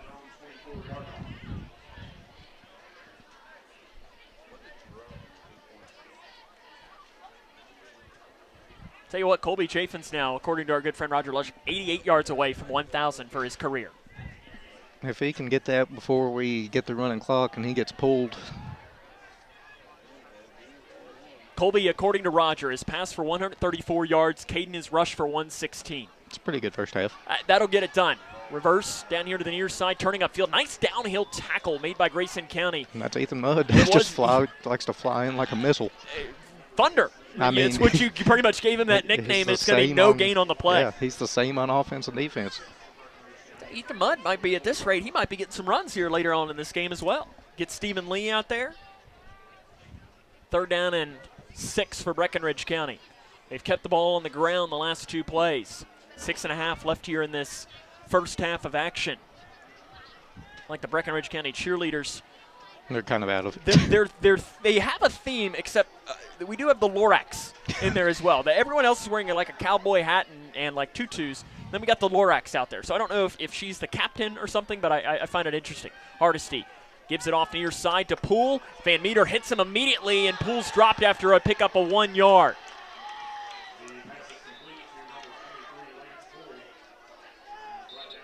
Kate Hanshaw is going to be called for an unsportsmanlike conduct. That's going to be an automatic first down. He was talking the entire time. Yeah, Weston Green was letting him have, and I think a Breckinridge County player was talking to him from the bench and provoking him. And you can't have that happen. Caden's got to. You're one of our best players, and you can't have one of your best players be doing that. Unsportsmanlike conduct called against Grayson County, and that's going to be an automatic first down after you go get the football back. And that's going to happen a lot in games like these. But you have no reason to be doing it right now. You're up 26. You've proved your point. And I tell you what, good leadership there from Weston Green. Went over to him, pretty much said, like, come on. Like, we're better than this. Tapped him on the helmet. That's probably not what he said, but. What he may have used a different word? Yeah, it happens. I definitely use different words whenever somebody on my offensive. Please don't on this radio broadcast maybe the word that you would have used. Yeah, I'm not going to use it, but. You can write it down maybe? Yeah, I could. It's not a bad word. It's just. Get your head in the game is pretty much what you told him. It's the message you're sending, yeah. Correct. 1st down and 10. Breck's going to get the ball up to the 40-yard line now. Under 6 to go here in this first half. Faking the handoff. Run near side. Hardesty across the 40. It's coming back. It's Hardesty crosses the 45. Gets up to about the 48. Mudd in there on the tackle along with Green. But this one's coming back. And Brent Huddle not happy. Well, he got his call that he wanted. He should be. There are a lot of penalties in this game. I figured there would. Ours have not been technique either. It's just been boneheadness. And we've seen a lot of that of this team over the past couple of weeks. And here's the thing. That's the difference sometimes. And that might not hurt you in the first round. But you get to that second round against Fairdale or Atherton. Or Seneca. Listen. Seneca has a chance to beat them, too. Seneca was not bad. You played played Seneca with their backup quarterback. And they only put up 6 points, but we only put up 16. So, They got a big defensive line. Mm-hmm. That's not a team I don't think Grayson County really wants to see again. No. 1st down and 20. Placed on the 30-yard line. Another triple reverse rolling down here to the near side. Grayson County, they weren't fooled the first time, not fooled the second time, and they're not going to be fooled the third time either on the run down to the near side. It's a 2-yard pickup up to the 32 on the run there by Parker. It's rare that you see that play run 3 times in a half. And that's when you know you have an offense shut down, when they have to resort to running trick plays as their offense. And part of the reason is you don't have a quarterback. You don't have your starting quarterback. Yeah. And Burnett, I'm looking. I don't even see him on the sideline. He's on the table. Is he on the table? Yeah. And I'm sure, I don't know Wyatt Burnett, but I'm sure he's probably saying, telling Bryce Meredith right now, do something. Do something. Pull the Friday Night Lights shot. Yep. Get me the out Mahomes shot. Yep. 2nd down and long, and we're going to have a delay game. What is I don't know that this official is putting his hand in the air. which is. But you have to, because Correct. how else? There's no play clock here. Now, Bullet Central, you had a play clock. You didn't have to rely on the ref. That's what I did like about nicer schools, though, is it's pretty easy to see. I believe that is at least the 7th or 8th penalty called in this game. And we're in the second half. I mean, second quarter. Second quarter. Not 4:36 even, yeah. left in the quarter. 26-0. It's going to be second down and 23 for Breck. Rolling out is Hardesty. He dumps it off. It's complete to Parker. He's driven backwards, breaks a tackle, but it slowed him down just enough, and he's going to be dropped for a loss of 1 yard over on that far side, back to the 25-yard line. Officially, actually, a loss of 2 on the play. They're just trying to get their playmakers the ball in space. And it's not mattering. We're rallying and getting to the ball. In fact, ball actually moved more back to the 19, so it's actually, the 24, more of a loss of 3 yards. About 4 minutes left in this first half of play. It's 26-0. I'll watch something kind of tricky here. On third down and long, single high safety is Grayson Chaffins. 4-4 look. Floating it up near side, attended for Poole, who might have gotten away with a push-off. Mason Carroll was in there on coverage. It didn't matter. The pass is incomplete. A little bit of a push here. That's the one thing from our vantage point here at Breckinridge County. I mean, these windows are big enough for us to drive our car through, which I love as a broadcaster. It's really good. But because of that, we have a great angle to see everything. And that one, it was right there in front of me. But it's incomplete, so it doesn't matter. I'm not upset that they had no call. If it would have been caught, maybe you do. It was a little bit. It wasn't, I don't think it wasn't egregious? No. I think it was more kind of looked like a buddy arm than anything to kind of feel where the defender was at. Because I never saw Mason kind of get moved off of his spot. Now we have a penalty flag thrown before the punt. And the penalty flag hits the punter in the head. And it's called on Breckinridge County. And Brent Hoddle is beside himself. He did. And it wasn't like he more like thrown up into the air like, what are we doing? It looks like it's a false start. Yeah. On one of the linemen who's running off and talking with Brent Hoddle. He's running off the field. That is Cameron Drain, the sophomore. I never saw anybody go on, so it might have been illegal. Too many people on the field. I don't know. Here comes the penalty. The punt. Caught back by Van Meter. Oh, he falls down, and it goes through. It didn't hit him. It's going to turn out to be a great punt as it rolls across the 40, and it's going to be down to the 36 as Van Meter just lost his footing. I was out there walking on this grass earlier. Kayla, you were out there as well. It rained overnight. You could tell. It was slick. If you're one of those guys out there and you get your feet outside of your shoulders and you try to make a cut or plant, you're falling. There's no ifs, ands, or buts. Doesn't matter what cleat you have. It's not going to hold up in this. This is not a, let's just say, great maintained field. And whenever it rains like it did last night, it's going to be nasty. First and 10 for Grayson County, placed on the 36-yard line of their own. The Tiger defense has had absolutely no answer, and that's an understatement for Grayson County in this game. Handoff near side, Van Meter. He breaks through. He crosses the 40-yard line, breaks back towards the middle, and he's wrapped up as he gets to the 45-yard line. Coming in to make the tackle was Zach Davis, their leading tackler. That's a 10-yard pickup, and you can move the chains for a first down, Grayson County. And I like how they sped up the game, no bringing out the chains anymore if it's close. And that's something they've done all year. I know that's been something that they've really tried to do. And like I've said, why we don't have on those like a little laser or something, I'll never understand. That's a lot of money, I will say Rolling that. out to the far side is Chaffins, throwing in and out of the hands, a little high, intended for Jaron Van Meter.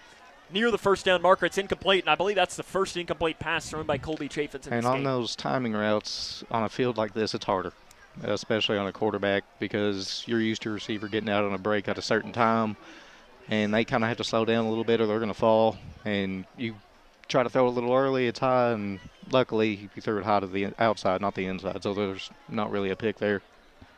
2:47 left here in this first half of play. 26-0 Grayson County. It'll be second down and 10 from the Grayson County 46-yard line. If you're going to have these two guys play 10 yards off, I'd just hit them quick underneath. Handoff, Hanshaw up the middle. He dives forward for a pickup of about 2 or 3 yards. I'll tell you, there was a Breckinridge County player that came in a little late there. Liam Clark. That's probably one when you watch film later, you're probably going to say, hey, like, he's down. There's no point. He honestly hit his own teammate more than he did our guy. You're only going to hurt yourself, or you're going to get a penalty. You're going to hurt us one way or another. Third down and 8 for Grayson County. Trips to the left side, 1 year to the near side. Breckinridge County trying to get off the field for the first time in this game on defense. He's playing 12 yards off. And faking a handoff, dumping it off far side. It's complete to Van Meter. He's to the 50. He's outside the numbers to the 45, 40, down inside the 35-yard line. Catch and run for Jaron Van Meter. He moved the chains for another first down, Grayson County. And Colby will definitely take those yards. That is a pickup of about 22 yards on the pass completion. Throw for about 5 and get 20. You'll take it. Colby Chafin's looking like a young Kaler Decker out there. Yeah, a little taller. A little taller. Looking like Kaler Decker against McLean County. Yeah, it's a little better. Rolls out to the near side. Chafin's keeps the eyes up. And now he's going to scramble to the 35, inside the 30. And he dives down to about the 25-yard line on the run for Colby Chaffins. He'll pick up about 8 on the run there for Chaffins. Minute and a half left here in this first half of play, 26-0 Grayson. I mean, they basically double covered Jaron on that play. I mean, good recognition by Colby, seeing nobody's within 10 yards of him. Just take what you can get. Get your 8.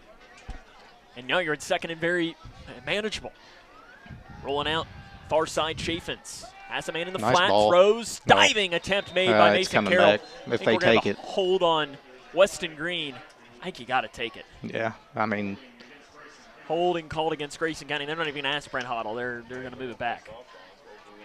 And actually, this is a big story here. Looking down, Ladarian Parker is now being worked on the trainer's table for Breck County. That's one of their top receivers. He's holding both of his hands out. It's a shoulder issue then. Yes, it is. And that's important for a receiver. Yeah. I wouldn't say not as important as a quarterback shoulder, but you can get away with having a bad left shoulder as a quarterback, but if you're... I can't. Yeah, well, if you're left-handed, you know.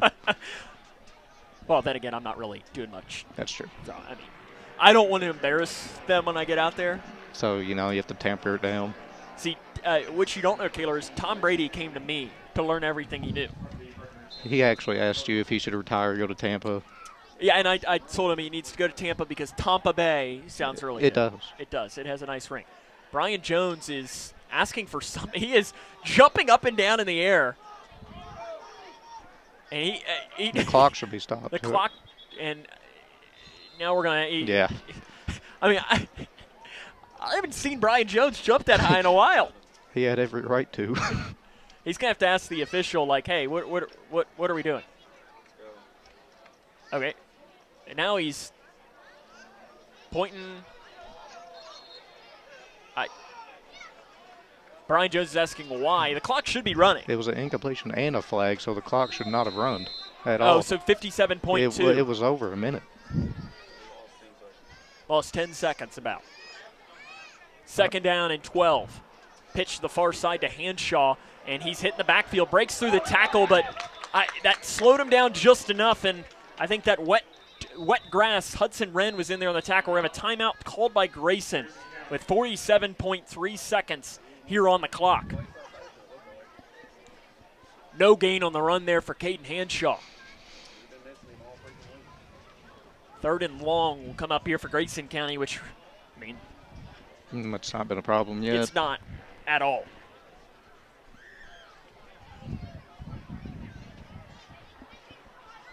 .3 seconds left in the clock. Coming up at halftime, Taylor, we have a very special guest at halftime. As we learned, I was talking with one Coach Tony Embry, and I told him who I was talking to, and he says, "Oh, you went to the top of the totem pole for this." So I mean, that's all I can say. That was his words. We're going to the top of the totem pole to learn about the boss at Grayson County High School, and the person standing to our right here, Taylor, was the one who recommended that we talk to this person, which is probably pretty smart considering that this person might be that person's boss. That's a good point. I don't call this person my right smart very much, but... Luckily, he can't hear you right now. I know. That's why I said it. Can't throw me out the window. Can he anyways? Oh, yeah. 3rd down and 13 for Grayson County out of the timeout. A bubble screen caught here by Chaffins as he goes back towards the middle to the 30. Chaffins tries to come back towards the middle. He's not going to get the first down as it's down to about the 27-yard line. We have whistles being blown. And Chaffins we're going to have a timeout taken by Grayson County. I guess that was their final timeout. Mm-hmm. Let's hope for sure we know that this is our final timeout. Does that happen here? Yeah, when I was at the 1. 4th down and about 3 or 4. It's at the 27-yard line. So theoretically, if Grayson County wanted to attempt a kick, you'd be looking at 45. I don't know that that's Lane Beasley's range. Unless, did Brian Jones recruit Marshall County's kicker? We got to make our one. I mean, the wind is going that way. It was, but I don't see the flag moving the flag's anymore. Not moving right now. It was going that way, so it was still a tough field goal. But I think you can get 4 yards here. You get out of bounds. Even if you don't get out of bounds, clock stops until they reset the chains. And kill it. And you have time to kill. Players moving around. Gonna blow the whistle and start the 25-second clock. Bunch formation to the right side, 4th down and about 3 for Grayson County. Out of the timeout, Chaffins. Pump fake, now throws, and it is incomplete. Turnover on downs for Grayson County. Breckinridge County is going to get the ball as he was pressured, and there was really nobody open to begin with. They kind of gave us man coverage that time, and it's a hard concept to run against man. Breckinridge County has it with 31.8 on the clock here, and it's be interesting to see here what the Tigers do. They're going to have it on their own 27-yard line. Are you throwing a knee down? You got no timeouts or one timeout? Yeah, one. So, I mean, I'll take a shot. With your backup quarterback. I mean, he's not. He's proven he arm. can throw it. It's he doesn't really have to read anything. Just throw it up to one-on-one and see if he can win it. Or get a pass interference. Yeah, I mean, that's all. So, I mean, he really has nothing to lose in this situation. You don't have to read anything. He's got 2 wide receivers on each side. They're instead just going to run it right side. Clark, he's wrapped up, and that will probably be the final play of the first half unless Breckinridge County wants to hurry up and run one more play. 20 seconds on the clock as it's carrying a pickup of about 2 yards. The clock continues to run. I'd say after that first down play call, you're not really. No, you got 1 yard on there. Brian Jones taking his headset off. No timeout taken by Brent Hoddle with 4.4 on the clock. I guess I get it. So you don't give them time if something does happen, like a fumble, pick. But I guess now you're just going to try and throw into the end zone or hook it. I mean, now if Chase Hardesty could throw this one to the end zone. That's impressive. If there's pass interference, you get an untimed down. So, I mean. Crazier things have happened. Yeah. And luckily, I mean, here's the thing for Grayson. I know we've talked about this a lot here is if you're beat, pull them down. Yeah. Like I mean, it's 15 yards and an untimed down. And if they, I mean, theoretically, the ball's placed in the 27-yard line. You got quite a few of those in you. If you need to, if you're Grayson County. That's a whole lot better than Breck getting some momentum coming out. I mean, because it's 26-0, yes, but you never know if Wyatt Burnett at halftime, he's still sitting on the trainer's table. If he might get the magical shot. You never know. Or just going inside if they go into their locker room or whatever. Let's see what it is. You got 1 wide receiver all here alone trying to hide, I think, his Poole. Mason Carroll not fooled at all. They're going to send Poole stepping up in the pocket. Hardesty's going to run right up the middle, and he's dropped as he crosses the 30-yard line. It's final play of the first half. Grayson County on top, 26-0. This is Cougar football on K105. The governor has declared a state of emergency, and evacuation is now underway as the storm approaches. The National Weather Service has issued a warning as it monitors the storm. Those in the following counties, therefore, should seek.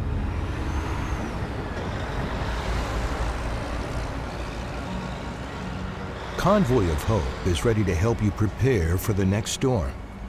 Visit convoy.org/prepare.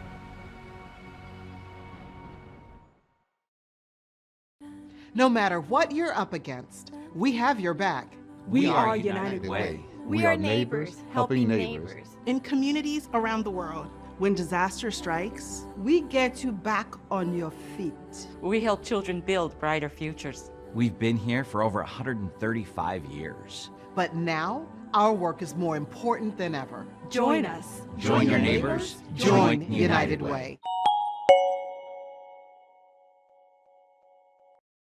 For the more than 1 million people living with Parkinson's disease, the Parkinson's Foundation celebrates movement at Moving Day, a movement toward life-saving resources, movement toward advancing research and care, movement toward a better life. We care. We fight. We move to beat Parkinson's. Move with us at movingdaywalk.org. Here's a simple truth about higher education. If pursuing your purpose, doing what you really care about matters. If having a rewarding career matters. If a better financial future for you and your family matters. Then higher education matters. A brighter future is within your reach. Find out how at kyhigheredmatters.org. Brought to you by this station and the Kentucky Broadcasters Association.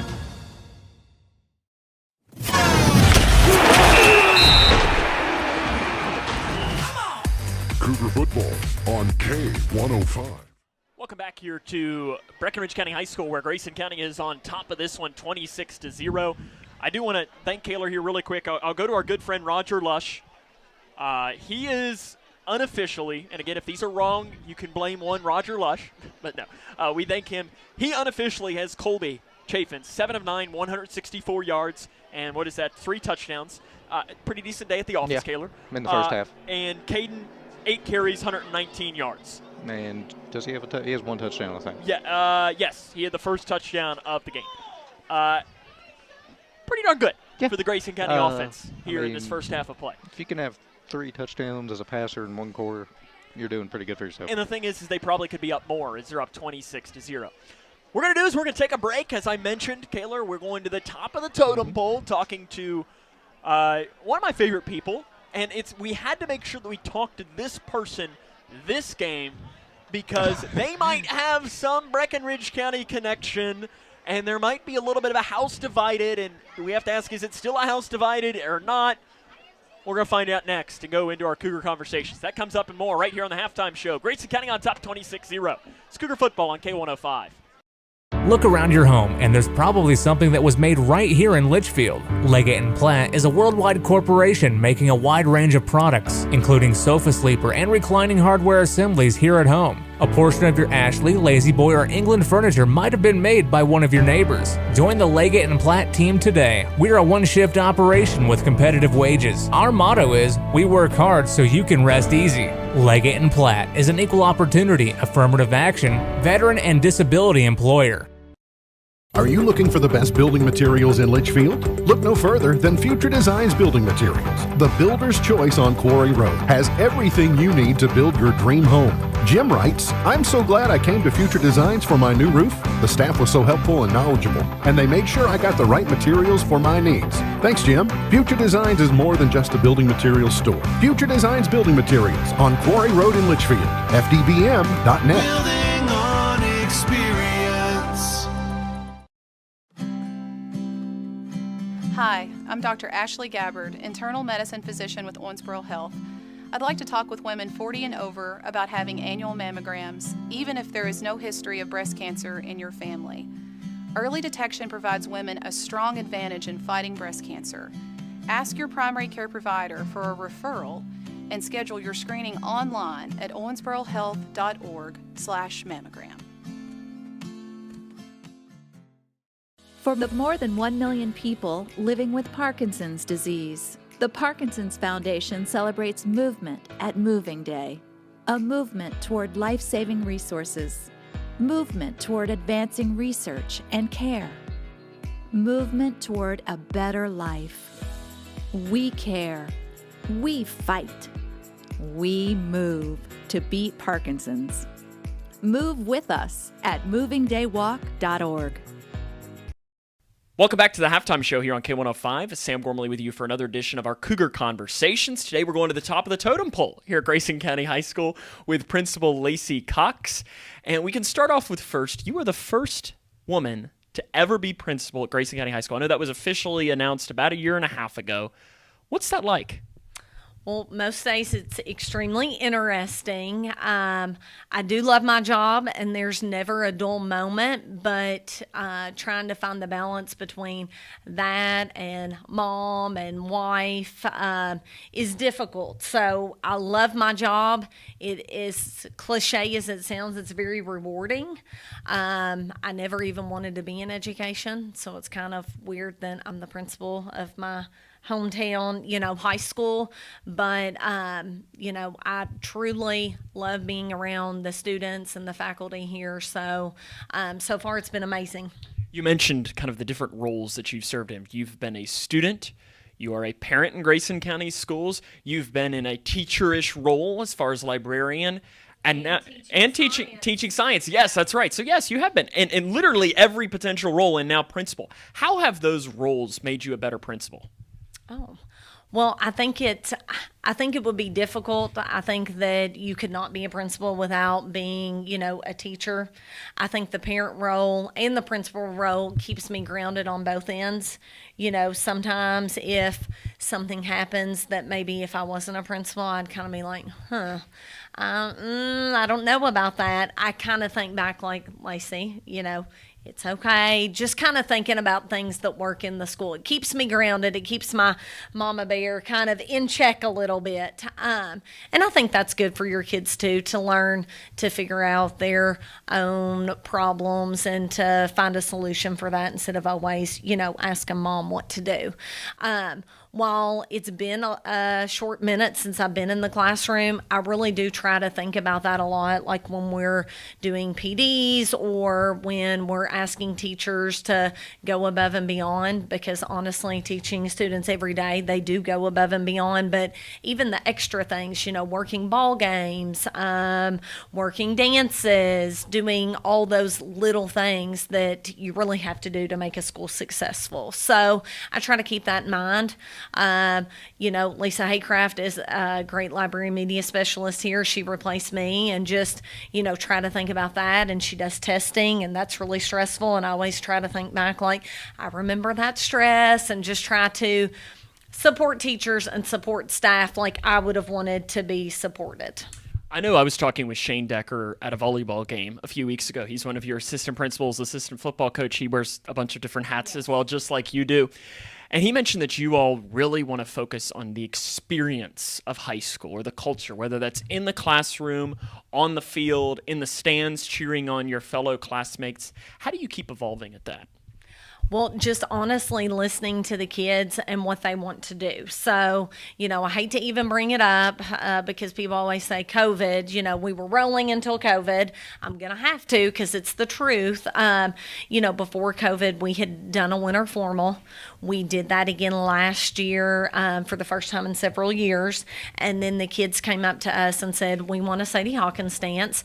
They had all the details. They had all the ideas. So basically, we just needed to find a club to run it through and just show up and be supportive, help them decorate a little bit, get the DJ. And then, of course, we had to chaperone and maybe dance a little bit.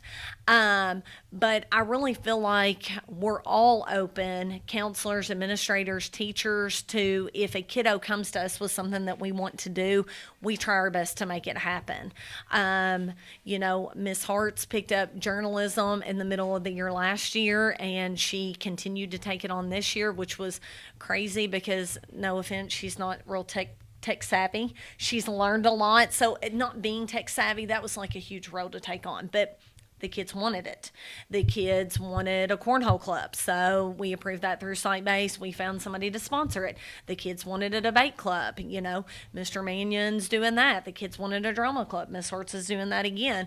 And I'm naming specific people, and there are 50 million more people that, I could name to this.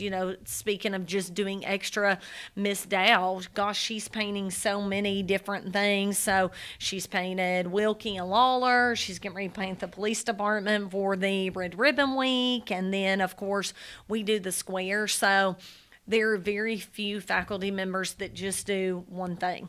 We all wear a million hats.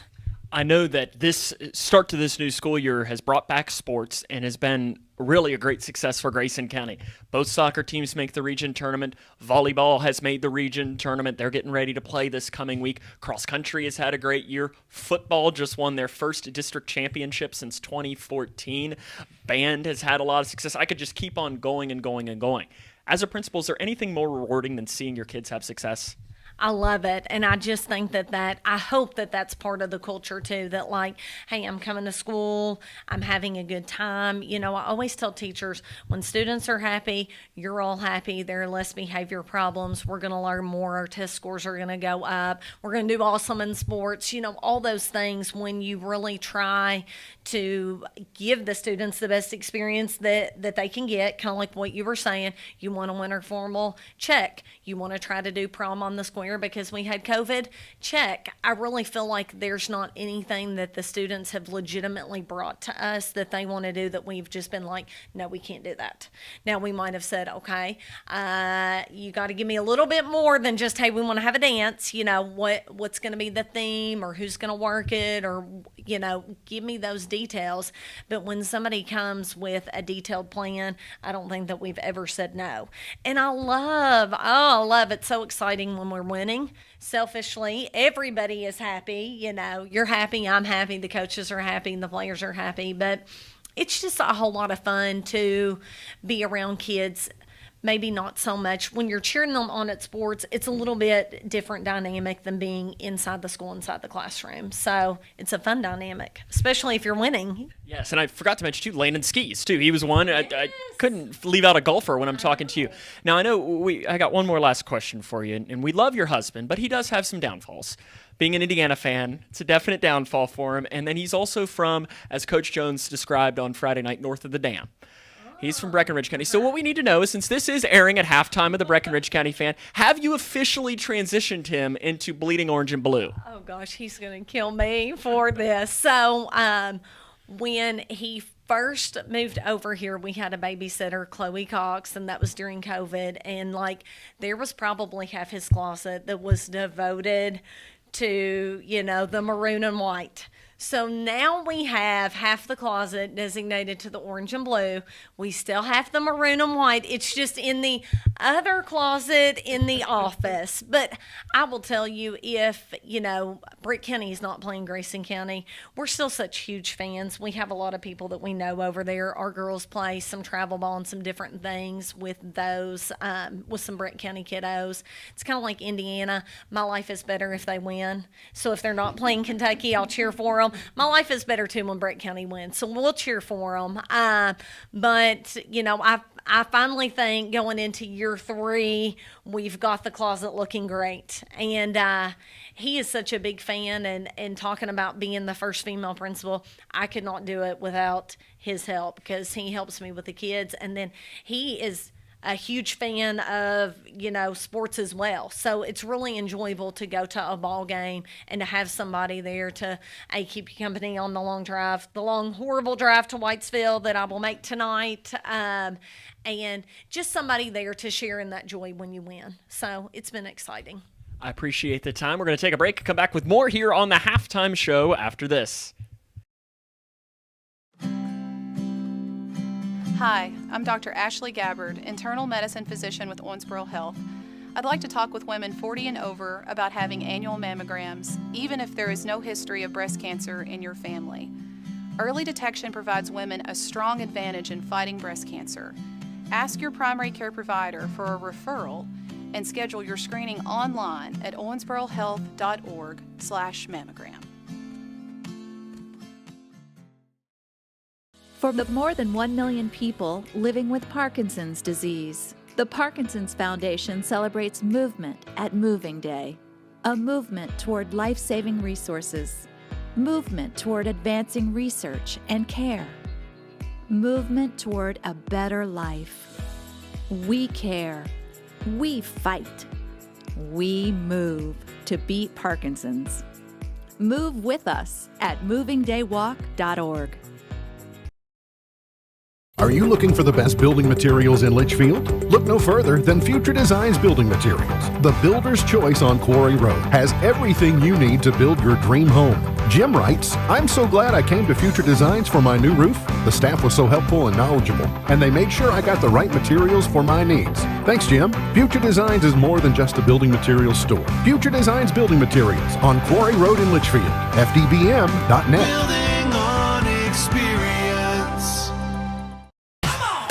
Cougar football on K105. Welcome back here to Harnett, where Grayson County is on top of Breckinridge County at the half, 26-0. And Kayla, really quick, the recap from the game. You had 3 passing touchdowns from Colby Chaffins, 28, 50, and 30, and a 2-yard touchdown run by Caden Hanshaw. And that's how Grayson County has dominated this first half of play. And I'll be very interested to see what happens in the second half, and we'll find out what that is next here on K105. Look around your home, and there's probably something that was made right here in Litchfield. Leggett & Platt is a worldwide corporation making a wide range of products, including sofa sleeper and reclining hardware assemblies here at home. A portion of your Ashley, Lazy Boy, or England furniture might have been made by one of your neighbors. Join the Leggett & Platt team today. We're a one-shift operation with competitive wages. Our motto is, we work hard so you can rest easy. Leggett & Platt is an equal opportunity, affirmative action, veteran, and disability employer. The governor has declared a state of emergency, and evacuation is now underway as the storm approaches. The National Weather Service has issued a warning as it monitors the storm, including the following counties that are fortunately.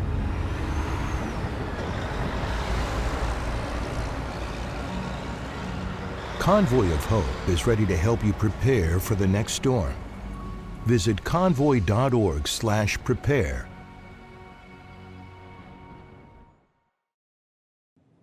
I'm not here to fire you up. If you're not already fired up, you shouldn't be in this room. If this victory isn't worth all you have to give, then leave. But now, right now is your chance to be a part of a victory the world will remember forever. Victory over cancer. This victory isn't just happening. It isn't inevitable. What does hope mean? Now is our time, your time. You may save someone you love. Time is very precious. Today's cancer research is tomorrow's victory. A victory that is there for the taking. Grab it. How was that? Now that was a great halftime speech. Let's go win.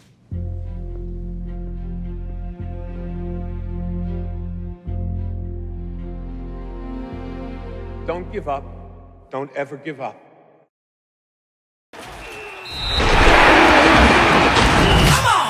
Cougar football on K105. We get ready to start the second half of play. Grayson County on top, 26-0. Sam Gormley and Kayla Decker with you. I want to thank Lacey Cox for joining us there at halftime. Always good to sit down and talk with her. As I know, it was one that your dad had recommended that we sit down and talk with her a couple of weeks ago. When, in fact, look, I appreciate Coach Kincaid, too, has found his way inside the nice warm press box as well. I don't blame him either, do you? No. I'm cold in there. I can only imagine what it is out there. See, as I always say, I move around so much in here. You don't get cold. I don't get cold very easily, but I had to open up the windows because it's easier to see. It is. And and I know our poor camera operator today, we'll give a shout out to one Abby Hallett. She came down here and I thought we were gonna have to get out the air dryer and like just to warm her up. She was a frozen ice cube. Might need to send down our director Trey Cook to buy her a cup of hot chocolate or something. I'm sure they're selling, and I'm sure they're selling a lot of it tonight. It's about the time of the year where you need it. I remember going to a game at Bowling Green where I got it, and it took my body temperature from about 60 to 90. Now we have a wiener dog on the track. Hey. I don't know where his costume is. They had a costume contest I feel here like halftime. He should have won something. He did. Yeah, I mean, he just for being the best dog. wiener dog. I mean, technically, he's a dog that's dressed up like a hot dog. So they've been giving away awards for their Halloween costume contest. Is that a Napoleon Dynamite costume? It is, which I appreciate. There's Mario and Luigi. There's a Lorax. There was a Mrs. Potts. But Batman, I tried it. It didn't get quite low enough. Batman was the winner. Which, as we discussed, he probably has he was the pull. spookiest. Yeah. I mean, costume. if I was a criminal and I was in the alleyway and I saw Batman walking towards me, it'd be pretty scary. Here we come. Get ready to start the second half of play. Grayson County on top 26-0. Breckinridge County to kick away, and it is Poole's kick. Caught by the up back at about the 20-yard line. And it's Mason Carroll as he goes up across the far side. Breaks one tackle. He crosses the 30. Dives up across the 35. Gets near about the 41. Nice return by Mason Carroll. Mason Carroll, he's a good athlete. He's not necessarily an elite athlete, but he's a good kick returner. He is. I mean, and kick returning is pretty much all about you have to see a hole and you have to hit it. And there is no dancing. I mean, there's room for that sometimes, but you just have to be able to hit a hole and hit it hard and have reckless abandon. Grayson County's having it at the 1.5-yard line officially. Colby Chaffins and Caden Hanshaw were pretty much perfect in the first half of play. And it'll come up here as it'll be handoff Hanshaw as he comes to the near side to the 40, to the 45, 50, 45, 40, and he's dropped there at the 40-yard line. Hard tackle coming in, and a late penalty flag comes in. Multiple come in on the tackle there by the linebacker, Zach Davis, and I think it might have been because it was a horse collar. Yeah. As it was it was one of those tackles that it's not dirty by any means, it's just but you're it trying looks to get a guy. really bad. And that's one of those like a horse collar. It is a horse collar tackle. That it doesn't have to be in the back of the neck. It just has to be in that plate area. And it's one of those penalties, like sometimes it happens. Yeah, and that's not one you can necessarily get mad about. It's not like a false start, offsides. Holding, even, yeah.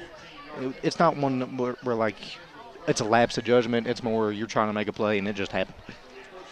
Now Grayson County's going to end up getting the ball moving down to about the 23-yard lines. This turns out to be a huge gain after the penalty. Bring up first down and 10. Caden Hanshaw did become the first freshman to rush for 1,000 yards in program history in the first half of play on a big, about 60-yard run. High snap, given to Hanshaw on the run. Right side, he's to the 20, to the 15, outside the numbers, to the 10, the 5, and he's driven out of bounds at about the 3-yard line, and a very late penalty flag comes in. And that's coming back. Jaden Kinney was sitting on his backside looking at the official, and I think this one might be called on the Fighting Tigers, as officially the ball's down to the 4, so that's a 19-yard run by Caden Hanshaw. And it is called was it a personal foul called against Breck? I was going to say, I have this nice little pole sitting right in front of me. I've had it whenever they get to about 40. Yeah, and right now the official was standing right at my pole, and I didn't have the time to bend over or roll to my left to see it. So it's the ever-popular 2-yard personal foul penalty. Yeah, you take those. And Grayson County's going to get the ball down to the 2-yard line. First down and goal from the 2, and now another penalty flag comes out. And you got to imagine this is on Breck, unsportsmanlike, called against the sideline for Breckinridge County, called against Brent Hoddle. And one more needs it out because you get 2, I think. And now here comes the official. He's coming to talk to Brent Hoddle. Official timeout. And I bet that's probably one of these things he's saying. He's like, hey. I'm warning you. Yeah, like, don't make me do it. And I respect that from an official. And like Grayson County was out there getting ready to go, and the official said, hey, you can't go yet. I'll take it. Something tells me, Kaylor, that, you know what? In fact, I'm changing it here. Let's give Sawyer Drake the ball here. First and goal at the 2. Now, honestly, it might move to the 1 because of that second penalty. It is. In fact, it has moved to the 1. Absolutely give him the football here. Absolutely. How long have I been asking for it? Since he had the run. Bullet Central. Bullet Central. He had the 1 run. He got 2 yards that time. Let him eat. Is he in the backfield? No. He's not. We wouldn't have 2 receivers if he was. Maybe a reverse? No, I guess he can't. I mean, you could, but that'd be weird. In the I formation, Chaffins under center, first and goal from the 1. They'll give it to Hanshaw. He jumps in the air. Is he in or not? Yes. He's in. Touchdown. Grayson County, a 1-yard touchdown run. And the Cougars now lead 32-0 with 11:03 to go on Caden Hanshaw's second rushing touchdown of the game. For Hanshaw, that is rushing touchdown 16 of the season.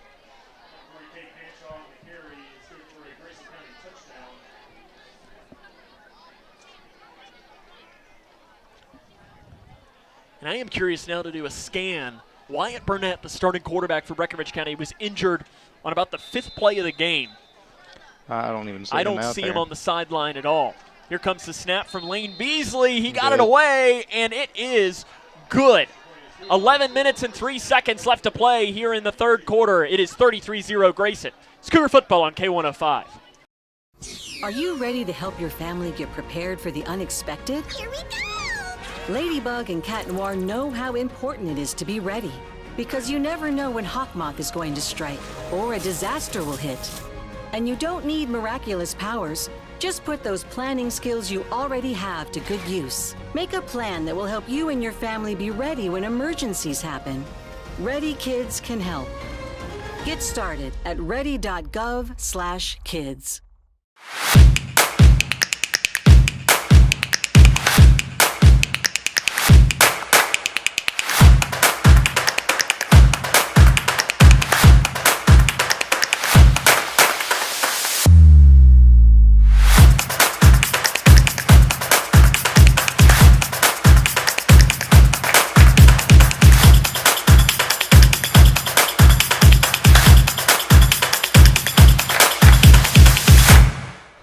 Shaw's second rushing touchdown of the game puts Grayson County on top 33-0 with 11:03 left in the third quarter. Sam Gormley and Kaylor Decker with you here on the call on a brisk October evening here. It's Grayson County in the penultimate game of the regular season is a spinning line drive kick picked up on the bounce at about the 15-yard line up the far side and being driven down out of bounds at about the 29-yard line. That was a big hit on the far side. I couldn't tell as to who. Was it Mason Carroll? Yeah. Braden Mudd actually might have been in there as well as he came up there and he was loving it as well. And we're going to talk it over.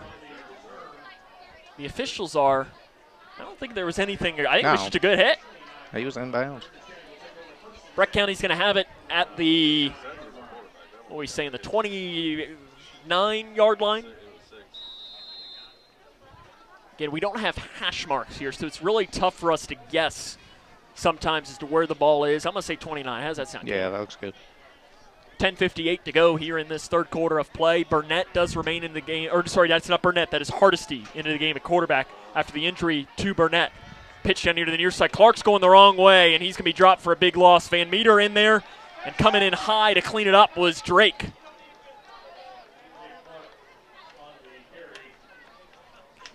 As Clark took a long time to hit the hole there, and in doing so was going the wrong way. The problem was there wasn't a hole.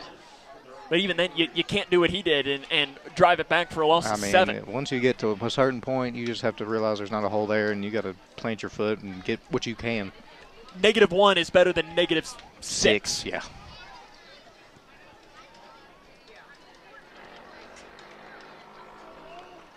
(33-0) Grayson County.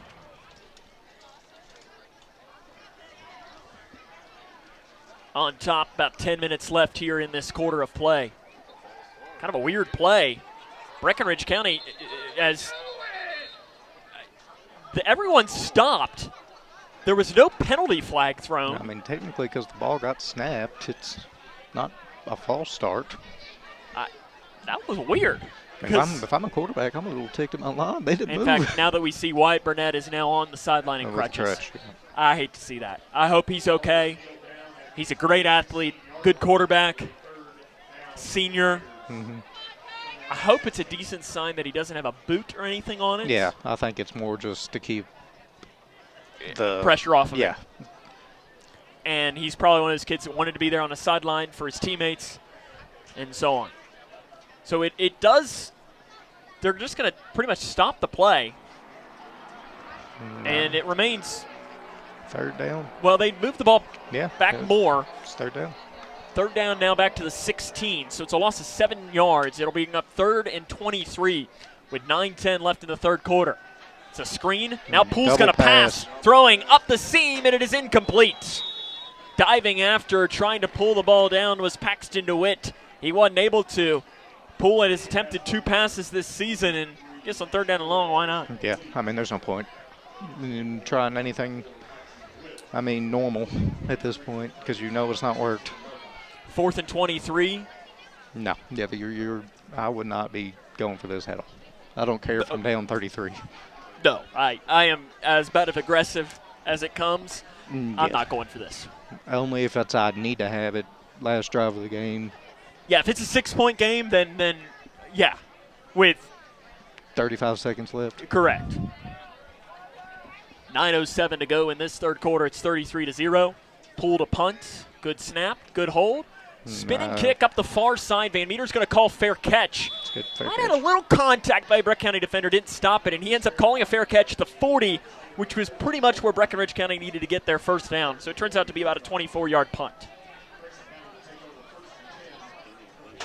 That'll be the 41-yard line is officially where Grayson County is going to get it at the Breckinridge County 41-yard line. 9:01 to play, and Grayson County is 3 points away from putting a running clock on, and probably more importantly, getting some of the younger guys in there as well. I think we go for 40.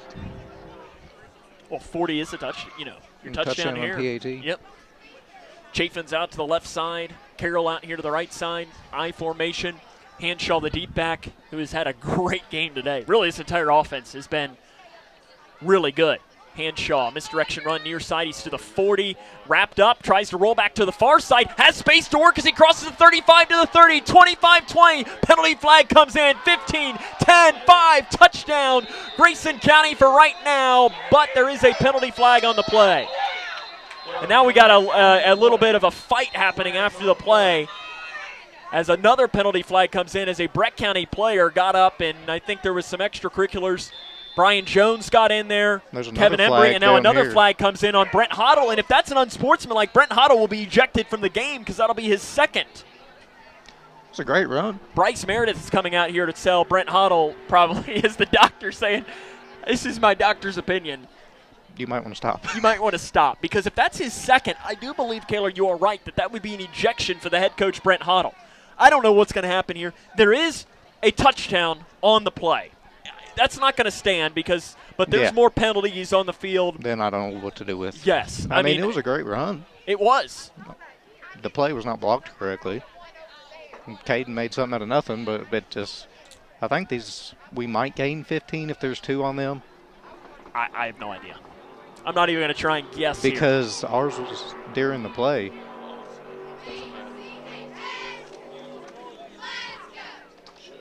Brent Hoddle is asking for an explanation from one of the officials, who is now coming over to talk.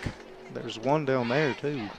Because Brent Hoddle had one called on him. If that's on him, he's gone. And then there was one on the far side near where the touchdown happened. And then there's one way behind where the play happened near the original line of scrimmage. There were 3 penalties on the play.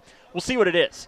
As our head official is... He's not leaving yet, so I don't know that that's unsportsmanlike. Well, now he's talking to somebody on the sideline. I'm not sure who he's talking to. I don't know either. That's not a Grayson County... coach. No, I have no idea who he's talking to. I don't know if that's a member of the chain gang, but I don't know why he's talking to a member of the chain gang. I have no idea, Kaylor. So where I wish we had the officials might. So now the head official is going to talk to Brian Jones. And now he's going to come and talk to us. Grayson County celebrating. They can call touchdown? Let's see.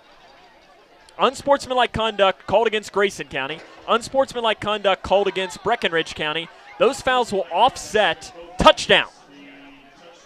And the flag, they were both after the play. The flag is standing all the way back here, so that turns out to be a 41-yard touchdown run by Caden Hanshaw. The PA announcer is now telling the officials that there is a flag sitting back at the 40.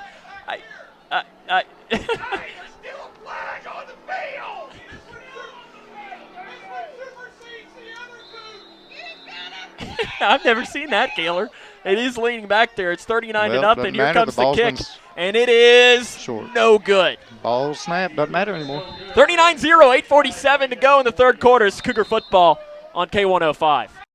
Are you looking for the best building materials in Litchfield? Look no further than Future Designs Building Materials. The builder's choice on Quarry Road has everything you need to build your dream home. Jim writes, I'm so glad I came to Future Designs for my new roof. The staff was so helpful and knowledgeable, and they made sure I got the right materials for my needs. Thanks, Jim. Future Designs is more than just a building materials store. Future Designs Building Materials on Quarry Road in Litchfield. FDBM.net. Building on experience.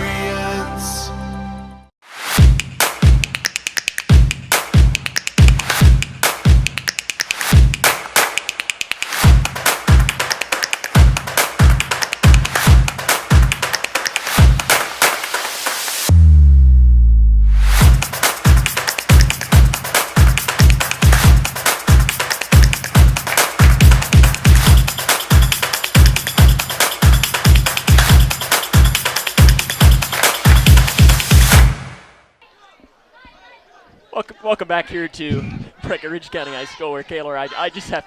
I'm having fun listening to this. I have to chuckle, and I hate, I just love fans. We had a fan in front of us who just said, "Keep your heads up, boys. You can't play the refs and Grayson County." And I mean, was that potentially called the wrong? Yes. Is Do that we the know difference what they in the called games? there? No.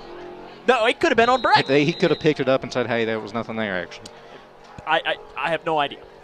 Grayson County's going to kick away as they lead 39-0 with 8:47 to go. We're now in a running clock for the remainder of this game. The kick by Lane Beasley's going to stay in bounds, and now he's going to step. He let it go out. Did he end up letting it go out? Okay. Yeah, it's a smart play. He did. Okay, I thought he picked it up and then went out of bounds himself, and I was like, "What? It doesn't work that way." What he doesn't realize, though, is there's a lot safer way to do that. You can be out of bounds. You can be out of bounds and touch it, which I still think is.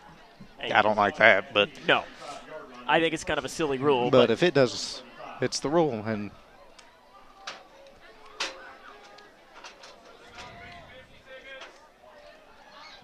As Breck's going to have the ball now at the 35-yard line of their own. Man, we haven't taken any of the starters out. I like it. I'll be interested. I bet we see Jake Bratcher, though, on the next drive. With your quarterback, yeah. Jake Bratcher, and I think Ethan Mudd, and as your running back. I think that's, you kind of see those two moves. Because, I mean, Caden Hanshaw and Colby have shown enough. Yeah, they've done their job. First down and 10 at the 40-yard line for Breckinridge County. And it's going to be handoff. Clark up the middle. Ball comes out, and it looks like Clark might have gotten it back.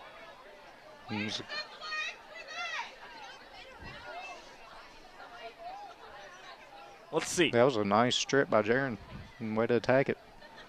Breck did get the ball back, no gain now on the run there from Liam Clark. Grayson County next week, they will travel to Hancock County. That's quick reminder for this game, though, I do want to say, before some people might decide to flip the channel or something, that game, if you listen on the radio, will be on 103.9 The Moose. Kentucky plays a scrimmage, or one of their first scrimmages against Georgetown College, so that game will be on K105.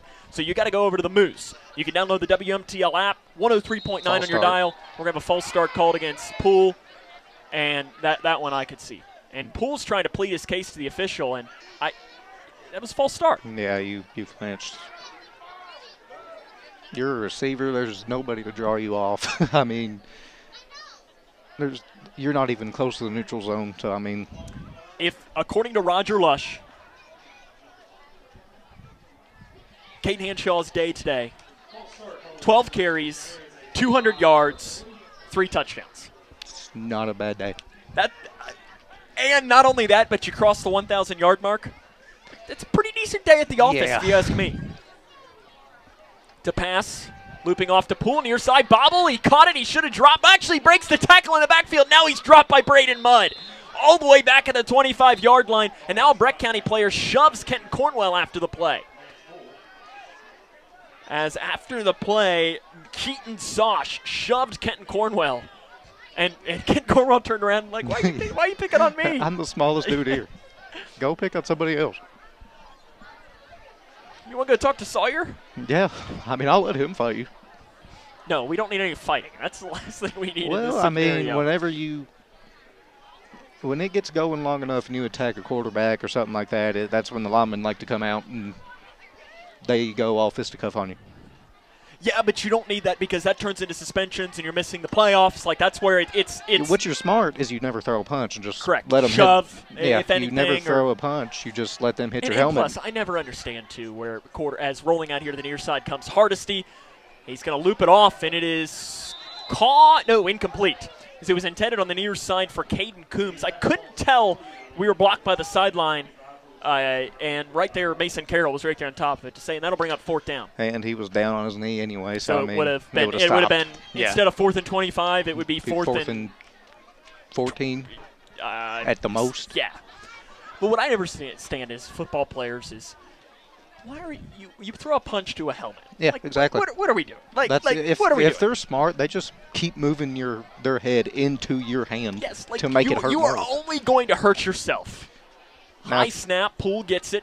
He's going to get it. Might have been partially blocked. Mason Carroll caught it, dropped it, and falls on it. That is the third time in maybe in consecutive weeks that a non-return man has returned it. It was Caden. Was it Jaron? No, who was it last week? It was Mason. Mason, I guess it was. Yes, it was Mason. Colby's still in. Interesting. I want the 40 piece. I like it. I mean, they think we're struggling. We'll show them struggling. Breckinridge County did have a couple of players that said that Grayson County's record did not match what they were. So I guess Grayson County says, okay. According to Roger Lush, Caden Hanshaw, 12 carries, 200 yards. He's going to try and add to it here as he carries it across the left side. He's across the 40 to the 35, 30, breaks through a tackle, and he's carrying it down to the 25. 18 yards on the run for Caden Hanshaw. Right now, I'm just seeing when I see Caden Hanshaw right now, is I see the meme with the they take the X-ray. Yeah, got the dogs in them. Dog in it. But we gotta make one that's got the Cougar. Yeah, he's got the Cougar in him. Caden Hanshaw. It's a pretty good day here today. Under 4 minutes left here in this third quarter of play.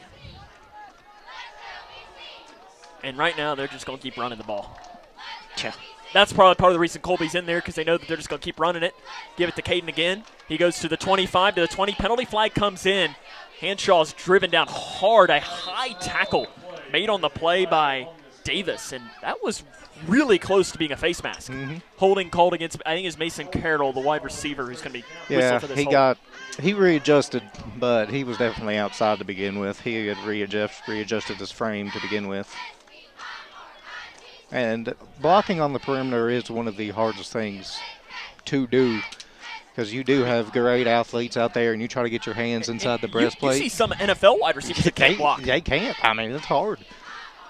And corners aren't known for their run-stopping ability. It's just they're that athletic that they can get around it. I mean, a strong argument could be made that a corner is the most athletic position on the football field. One of the hardest positions to play.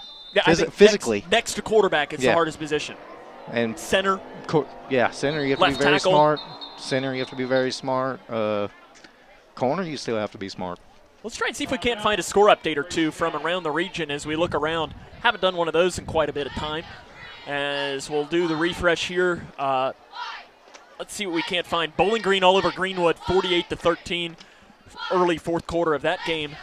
Todd County has come back to take the lead over Edmonson County, 20-6, 7 minutes left in that game. Logan County on top of Warren East, 42-21, 11 minutes left in that game.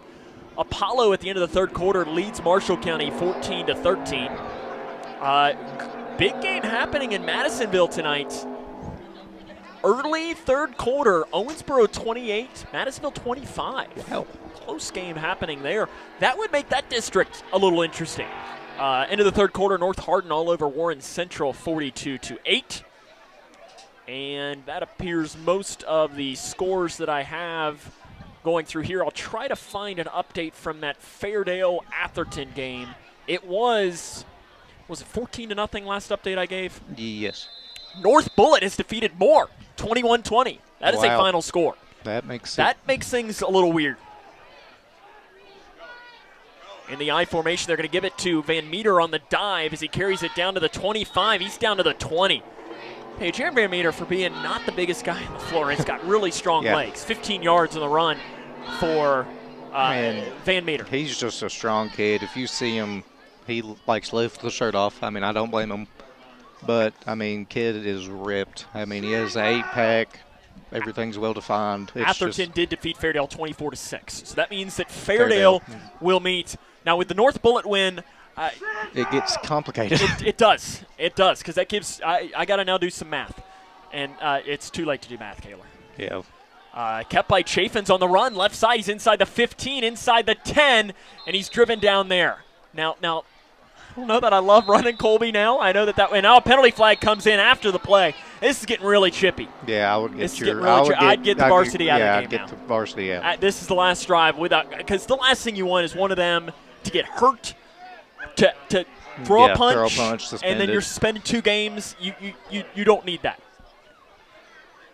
They're going to talk this over.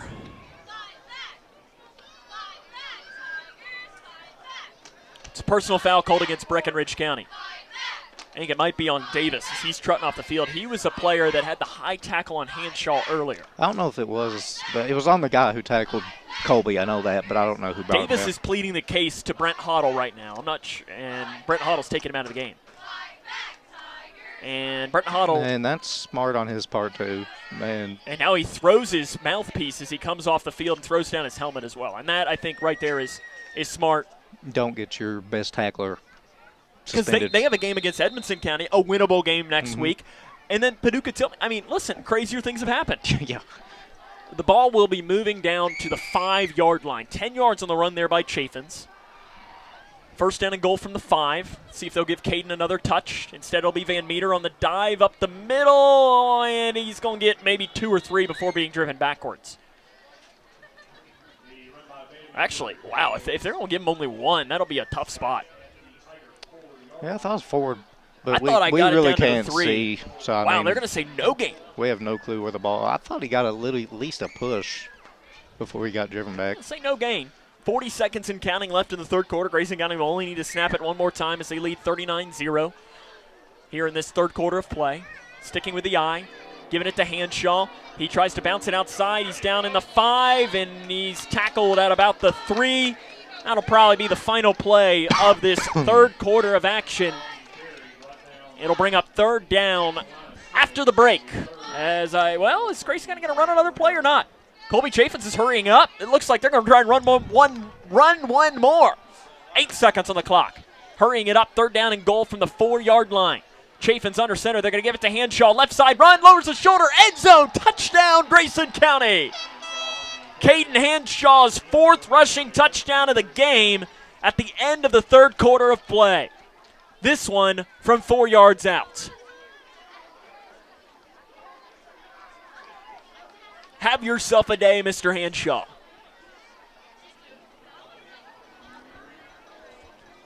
And Lane Beasley will be on to attempt the extra point.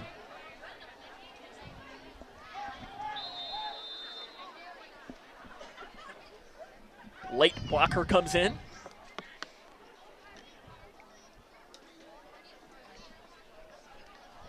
Jake Bratcher, the holder.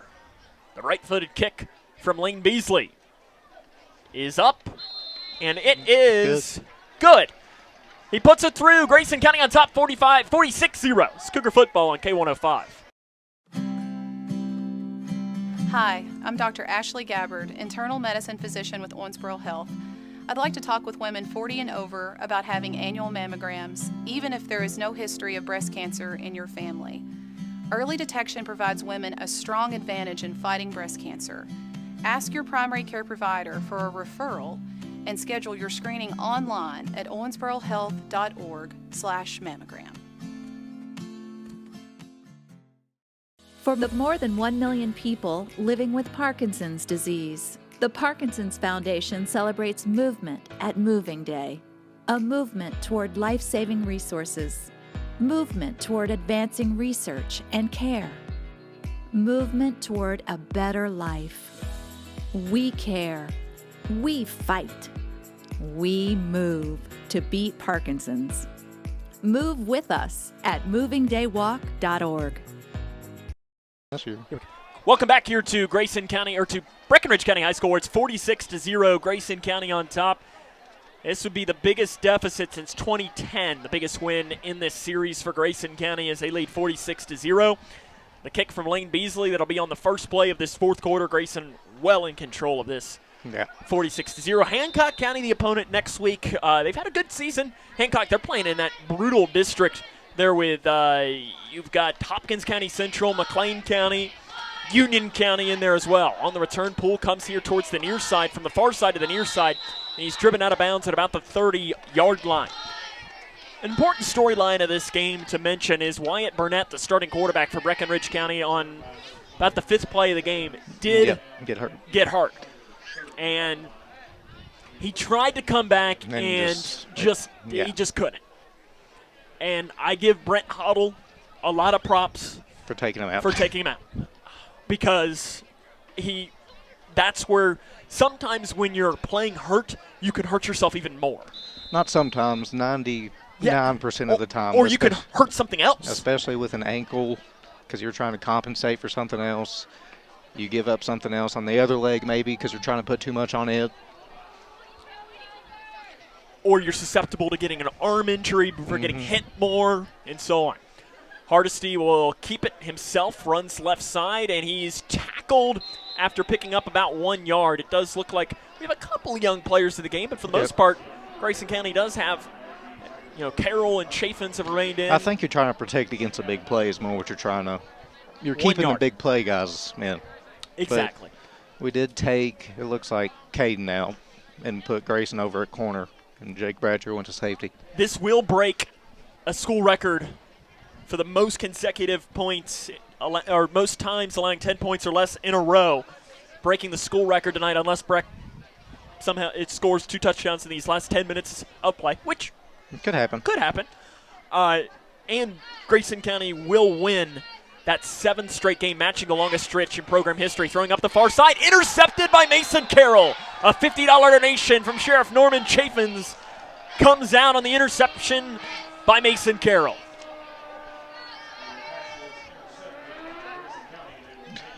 Yeah, I mean, that's a pro to leaving your starting corner in. I mean, you're going to go against some teams later down the road that are going to throw the ball a lot, and these extra looks are just practice for them. And I would assume that Jake Bratcher is in the game, and it looks like it, yeah.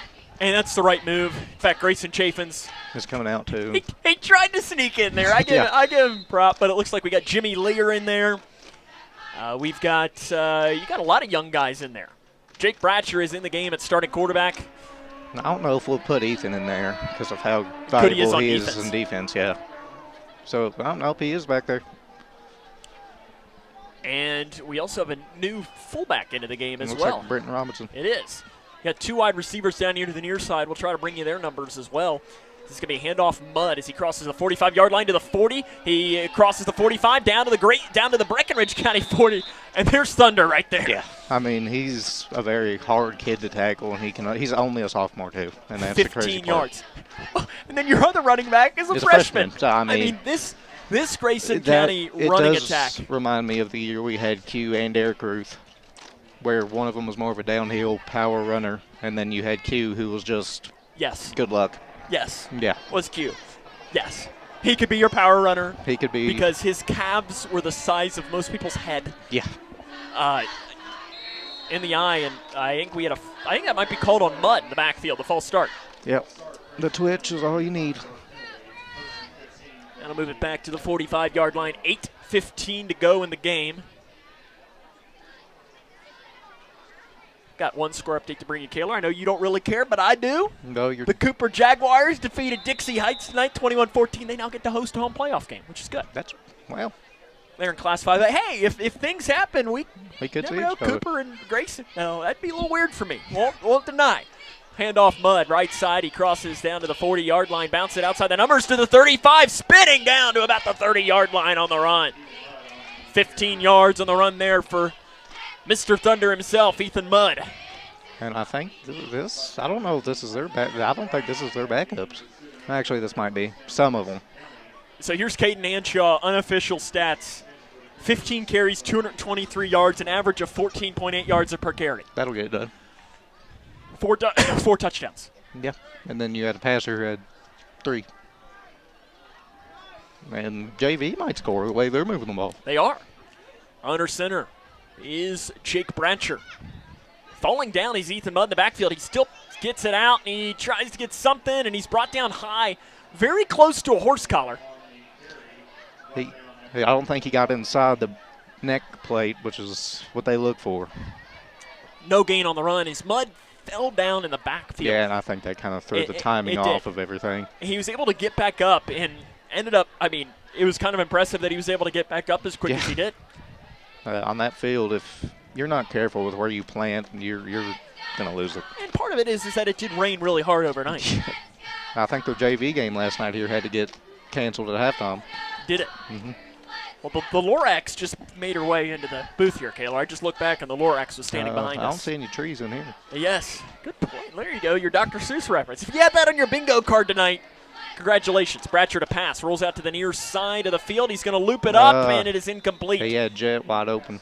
Intended on the play for Lane Beasley. Yeah, and I mean, that's something as a young quarterback, it's hard. You're trained to hit that drag so much that whenever the goal is actually open, you're not looking at it. So, I mean. And also, that was his first career pass in a varsity game. And, I mean, doesn't stop the clock, so you're fine with it. Well, okay, for a second I looked up and thought the clock was stopped. I was saying that's not correct. No. But I wouldn't be surprised if we see him throw it again here. Why not? You got the JV team honestly, we might toss it to third the left. down and 10. We have a offset eye. So that makes me think toss. And it is a toss to Ethan Mudd. As he crosses the 30-yard line, hits the hole at the 25. Penalty flag comes in. Another penalty flag comes in. Penalty flags left, right, and in between. Looks like Jet Hawkins might pick up a holding call and also on the offensive line.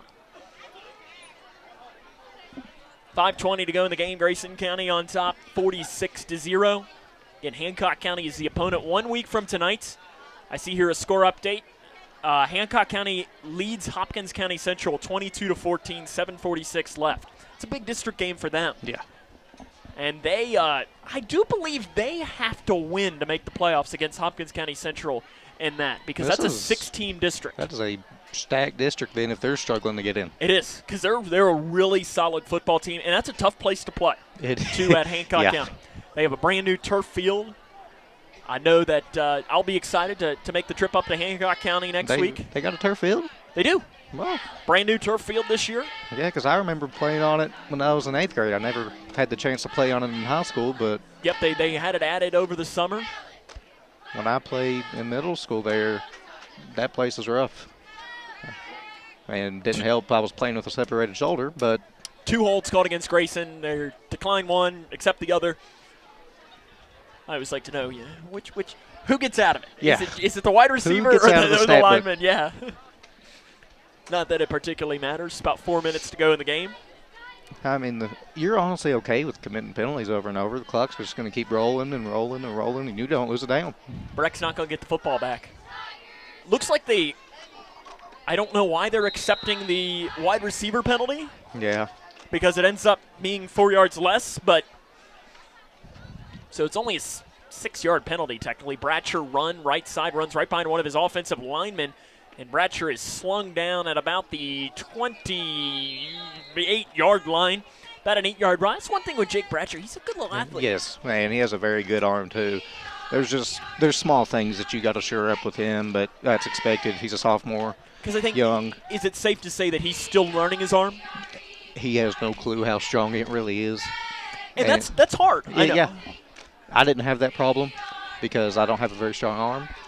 Didn't have to learn to underthrow sometimes, but it's harder on those guys that do have a big arm. They have to adjust to being able to throw it 400 miles an hour. I think Wyatt Burnett kind of has that problem as well, where he's just got a great arm. You don't think you're throwing it that hard, but it's still going 45 yards down the field, and you're like, what do I do? It'll be 4th down and 9 for Grayson County. Stephen Lee is going to go into the backfield. Got to hurry it up here with about 2:45 left in this play. It'll be 4th down. Bratcher to pass, steps up, floats it over, far sideline, caught, touchdown Grayson County. Jake Bratcher's first career touchdown pass. It's Jet Hawkins, I believe, pulling it in. And a penalty flag comes in after the play as a helmet comes off of a Breckinridge County player. As the player, Zach Thompson, I don't know if he took his helmet off and said something to the official or what, but Jet Hawkins pulls in his first career touchdown. And that's a first career touchdown pass for Jake Bratcher, too. First career completion. How about that? He might tell Coach Jones said, hey, I throw every completion I throw is a touchdown. I do see our good friend, Parker Kane, locked in and watching from Cleveland. He says he's proud of the Cougs tonight. I would be, too. I mean, I was nervous. I'm not going to lie, with how we came out and warmed up, with how we looked yesterday in practice. But they have done everything the opposite of what they did in practice, which is why they're winning right now. Lane Beasley on to attempt another extra point, trying to make it 53-0 in this game. Bratcher, the quarterback, is the holder. Good snap, good hold, and it's a spinning kick that is good. Beasley puts it in. We'll take a break. This is Cougar football on K105.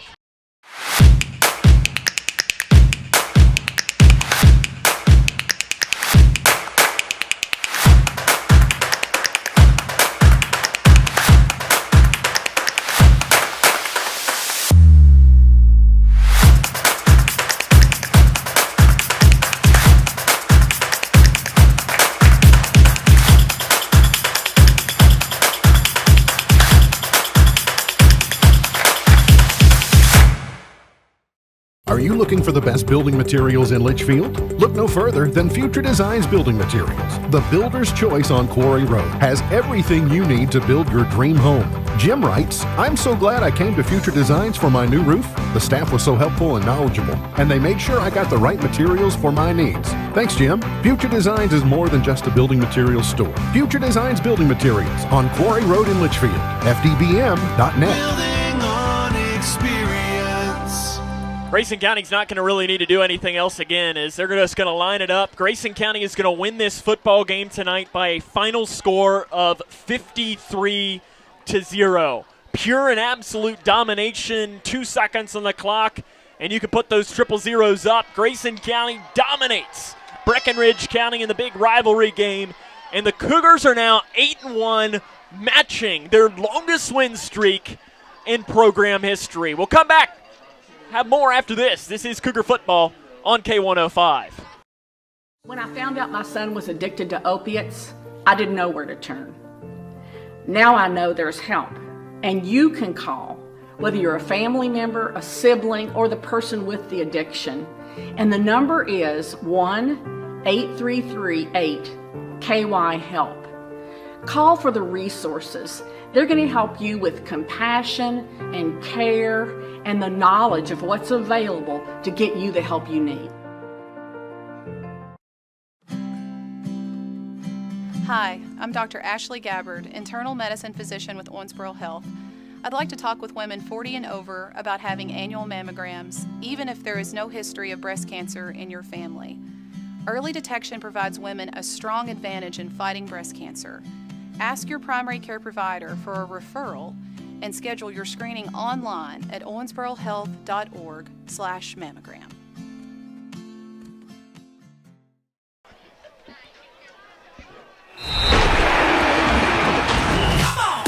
Cougar Football on K105. Grayson County a winner tonight, 53-0. We'll come back, wrap it up after this, as this is Cougar Football on K105. The governor has declared a state of emergency, and evacuation is now underway as the storm approaches. The National Weather Service has issued a warning as it monitors the storm. Those in the following counties, therefore, should seek.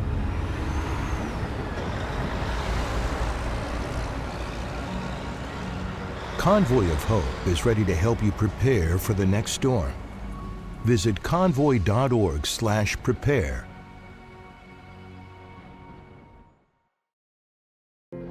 The doctor said I had a 29% chance to find a blood stem cell donor. But I knew you were out there. And when we matched, it was the best day ever. Dear donor, your blood stem cells saved me from leukemia. Thank you forever and ever and ever. Experience the true joy of saving a life at BeTheMatch.org.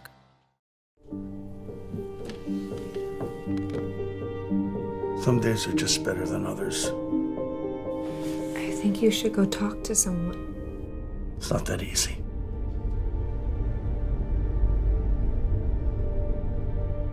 Have you been thinking about suicide? You can talk to me, Dad. It's been a tough couple of months.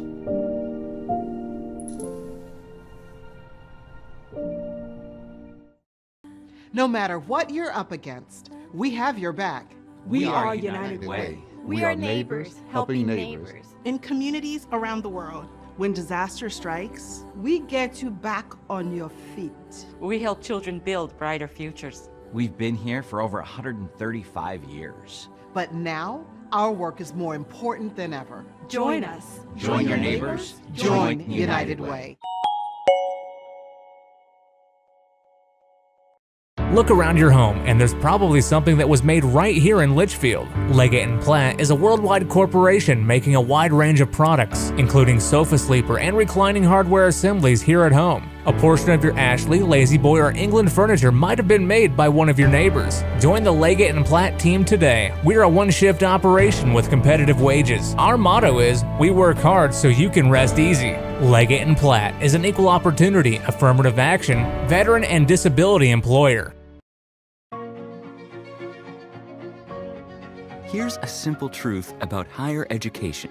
If pursuing your purpose, doing what you really care about matters.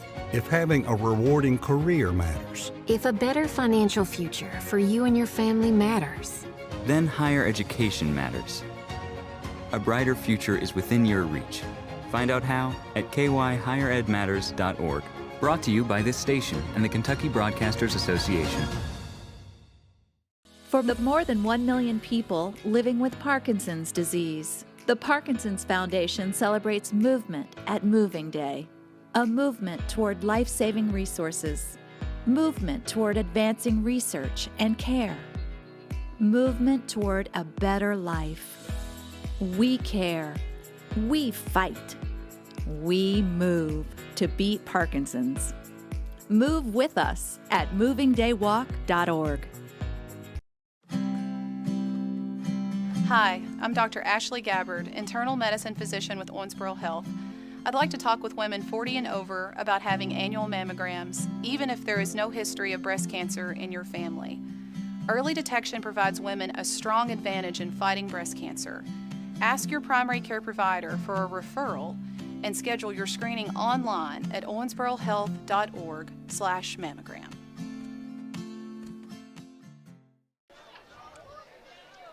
Grayson County is a winner tonight against Breckinridge County 53-0. It's the most points that Grayson County has scored in a football game since November of 2018 when one Qdarius McHenry Jennings lost his mind at Graves County and the Cougars stunned the Eagles on their home field in the first round of the playoffs to pick up that big win. Caden Hanshaw tonight finishes with 228 yards, 4 touchdowns, crosses the 1,000-yard mark. Do we just keep on going of just saying the good things that happened tonight? Colby Chaffins in the first half was on fire. Great. Yeah. Grayson Chaffins is a long touchdown pass. The defense, again, it's just like we can keep on listing the things and the good things that have happened in this. And here's the thing, Kayla. You won 53-0, and still made some mistakes. There was a lot. I mean, I don't think we necessarily – it was not ones that stopped us from scoring, but we still didn't play perfect, and that's scary that you're putting up 53 points, not playing perfect, calling the dogs off in the fourth quarter. Yes. Because, if they wanted, they could have hung 70. They could have, yeah. And that's pretty darn impressive. Grayson County wins tonight by a final tally of 53-0. When we come back, well, here, we'll kill a few because he's got to walk up the stairs here. Coach Jones is making his way across.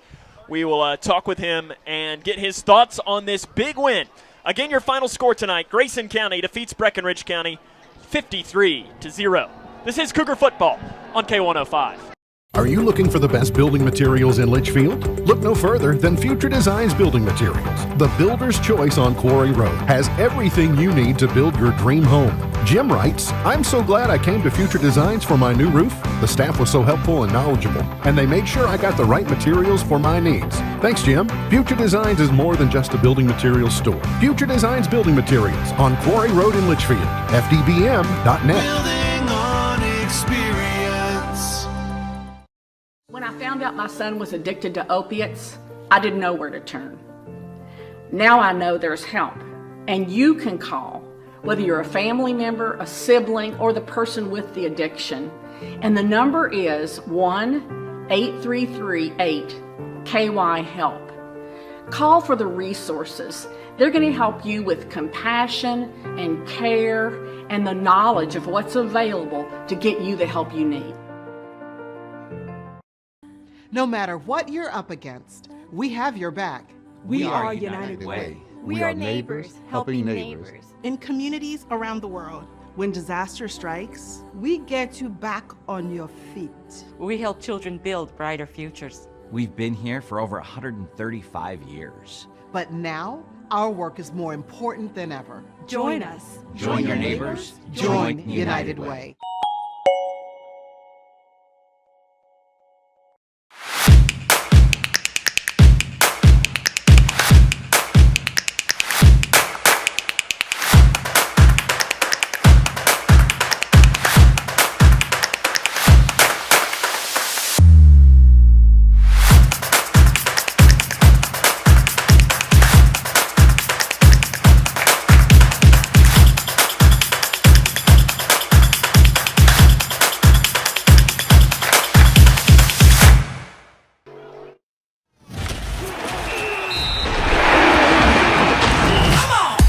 Cougar football on K105. Welcome back here to Breckinridge County High School, where the Grayson County Cougars pick up a huge win against the Breckinridge County Fighting Tigers by a final score of 53-0. Sam and Kayla are now joined by the head coach of the Cougars, head coach Brian Jones. And Coach, what more can be? Kayla and I were saying is it was just like, we can talk about this, we can talk about this, we can talk about this, we can talk about this. But let's start with we'll start with Caden. Yeah. He crosses the 1,000-yard mark for his season. Only the 12th player to ever do that in program history, the first freshman to ever do it. And he does it. When he did it on that 60-yard run or whatever it was. And then in the second half, 3 touchdowns, go with 4 for the game. He had, I think, according to Roger, 228 yards rushing. Wow. I mean, he's incredible. Yeah. We spoke a little bit earlier in the week. We really wanted to just kind of blow through that, get the monkey off the back, and he's just incredibly talented. And we've got a really talented offensive line in front of him. So, we spoke about it actually there in the huddle. I congratulated the offensive line, for a 1,000-yard rusher. That's an achievement for them as well, not only for Caden but for them. And so it is definitely something to be proud of. I'd say Colby's got to be extremely close to 1,000. Roger had that one as well. So while you're talking, I'll find it. But, I think 58. It's short? 58 short. Go. So, I think that's a big achievement for our team. And Caden's going to get the recognition for that. His name will be the name that you see years from now. But those guys up front, have done a nice job this season, and I'm excited for him.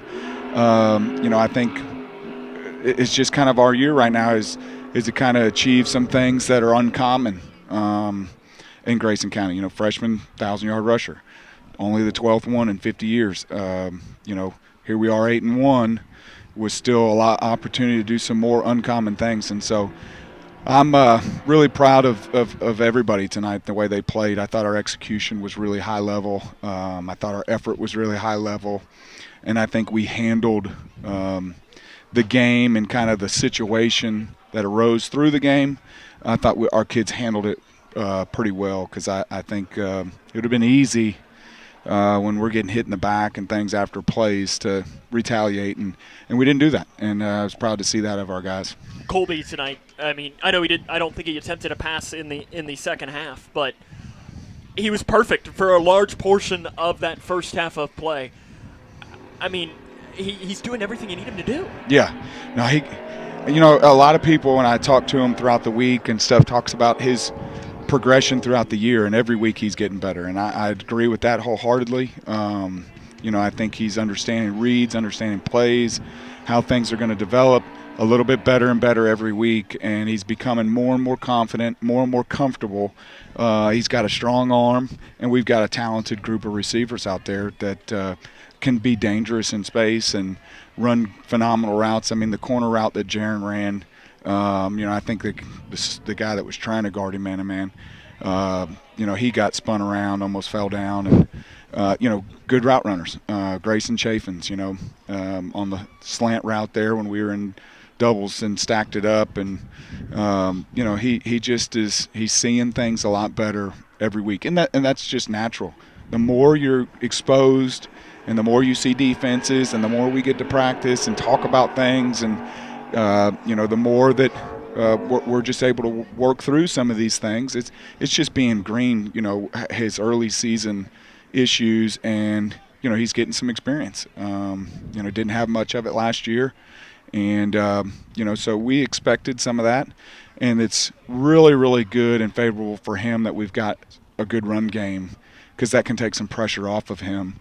That he has not been put in a situation to drive us down and win a game and things like that. And so he's been able to develop, and that's, I think been key, for him to continue to gain this confidence. And I think he's getting more and more confident every week, and I'm proud to see that out of him. Late in that fourth quarter, you got the opportunity to put your young offense in there, and Jake Bratcher, first career pass, he overthrew the guy a little bit, but actually, now that I'm thinking about it, there wasn't a hold on that play. It just was an incomplete pass. Yep. And then turns back and throws a great play to another one of your young stars on this team in Jet Hawkins. those moments have to make you feel good coming out of this game to get them experience not only just in a varsity game, but in a game against a rival. Absolutely, just a little more. No, I think it's key, for future seasons that those guys get some opportunities to get on the field, get their feet wet a little bit, work out some of the jitters now, so that next year they're comfortable when they've got to step in and replace some of these guys that will be graduating. And Jet Hawkins, he may be the fastest kid in our program, just a super talented, athletic kid. He ran a tremendous hitch and go over there. I mean, he got to 5 and really started it up, and corner broke, and he just blew right by him. I mean, and then it was a well-thrown ball, gave him a chance, touchdown. And, I know some people would look at that late in the game and say, what are you doing throwing the ball up 40, whatever. But, I don't think it's necessarily always fair that those guys come in and are expected to turn around and run the ball. How is Jake Bratcher ever going to get some experience throwing the ball if he doesn't get opportunities to throw the ball in game? So, I think it's only fair that they get to continue to run some of our plays. I don't mean that as any disrespect to Breck, but they've kind of earned the right to be out there and run our offense, and so it's 4th and long. For me at that time, I felt like it was the right thing to do, take a shot and give him that opportunity, and the kids capitalized on it. And I know there's probably 2 camps on that.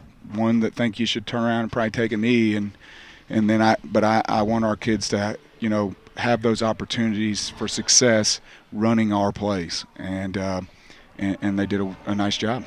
Kaylor, you got one or no? Not that I can think of. Come on, Kaylor. There's nothing to bash. I mean, there's nothing. I got one for you then, Kaylor. Okay, go for it. So, you've sat up here for every game and everything like that, and I'd like to know what your opinion is on how we have developed as a team, how we executed, throughout the season, leading up to this point, and how we did tonight overall. I respect your opinion, and I'd love to hear it. I like this. I could just I take think that set overall, off. It's just been the growing confidence. And you can tell that team is playing a lot more confident now than they were week 1 against Edmonton. It's the same players. There's no differential talent there. They know they're talented. They're going to go out there and prove it.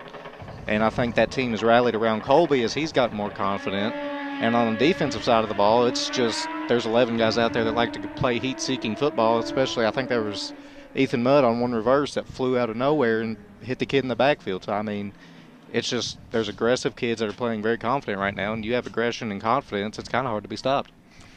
Well, I have to agree. I think I concur, and I couldn't be more proud of these guys, and they've earned it. They work hard, and I think they like you said. I think we continue to grow. We continue to grow in a lot of ways. I think we continue to grow in our skill and execution. I think we continue to grow in our effort. And I think we, it's just. I hope we continue on this path, and I hope we're peaking on November 3rd. First round of the playoffs, and the plan would be to be a little bit better next week, and be even better on November 3rd as we enter the playoffs.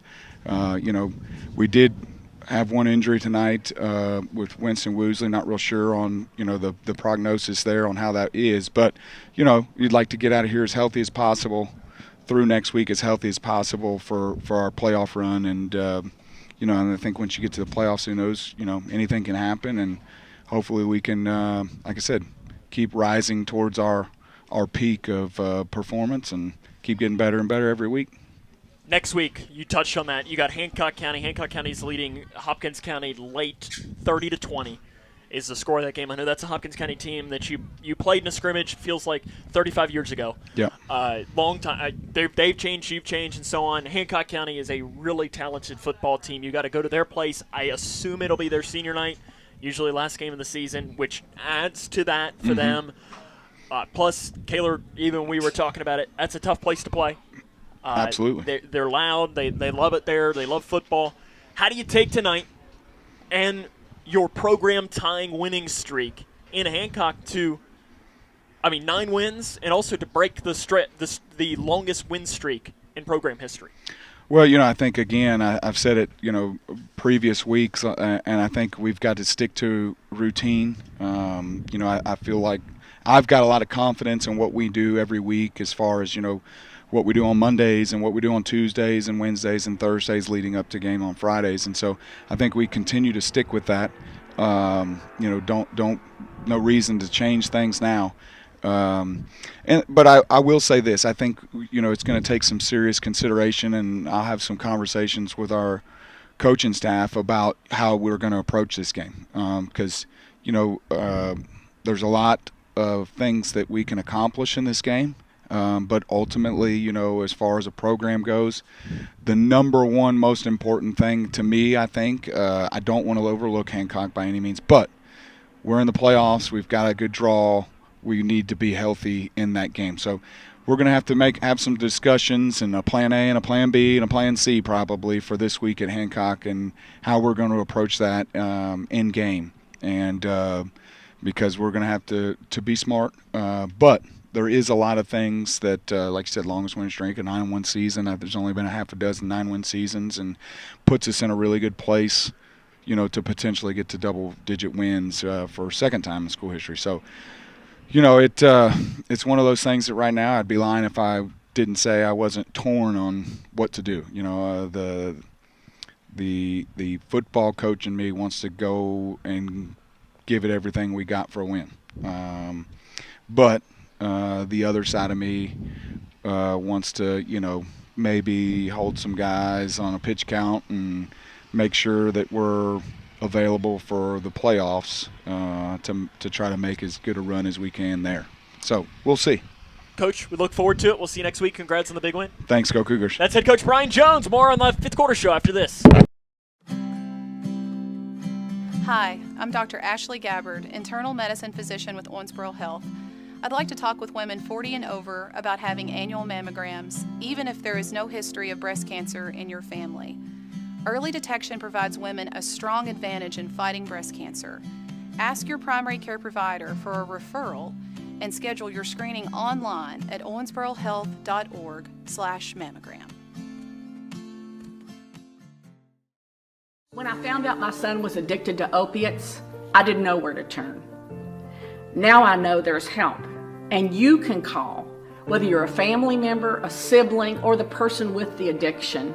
And the number is 1-833-8-KY-HELP. Call for the resources. They're going to help you with compassion and care and the knowledge of what's available to get you the help you need. Are you looking for the best building materials in Litchfield? Look no further than Future Designs Building Materials. The builder's choice on Quarry Road has everything you need to build your dream home. Jim writes, "I'm so glad I came to Future Designs for my new roof. The staff was so helpful and knowledgeable, and they made sure I got the right materials for my needs. Thanks, Jim." Future Designs is more than just a building materials store. Future Designs Building Materials on Quarry Road in Litchfield. FDBM.net. Building on experience. For the more than 1 million people living with Parkinson's disease, the Parkinson's Foundation celebrates movement at Moving Day. A movement toward life-saving resources. Movement toward advancing research and care. Movement toward a better life. We care. We fight. We move to beat Parkinson's. Move with us at movingdaywalk.org.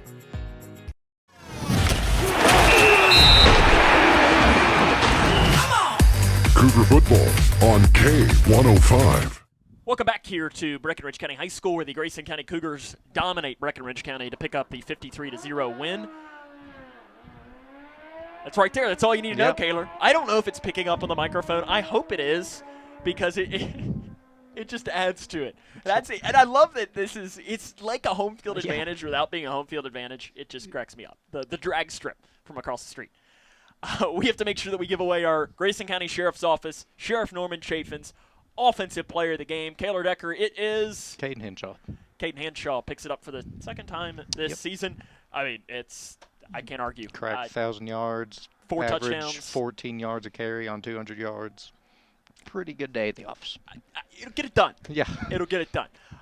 Running down really quick as we touched on it, Colby Chafin's had 3 passing touchdowns. Colby, honorable mention for Colby. Yeah, and honestly, if offensive line, honorable everybody. mention, everybody should have gotten it. If we had a challenge coin to give away to everybody, we would. Got it. Everybody would have gotten it. Even our director, Trey Cook, would have gotten one because he even did a good job tonight. Good job, Trey Cook.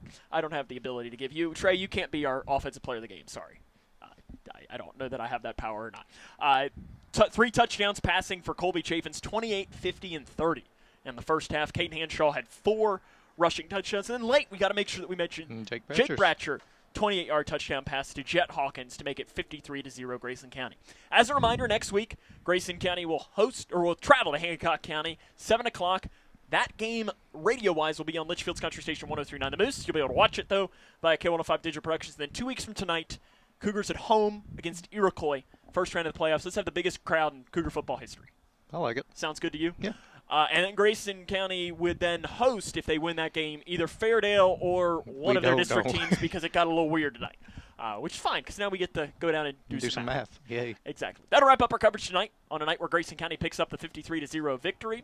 So for the K105 Digital Productions crew, your director was Trey Cook, and your director freezing outside for you at home so you could stay warm was Abby Haller. So tonight where Grayson County picks up the 53-0 win against Breckinridge County, for Kayla Decker, this is Sam Gormley saying, so long, everyone.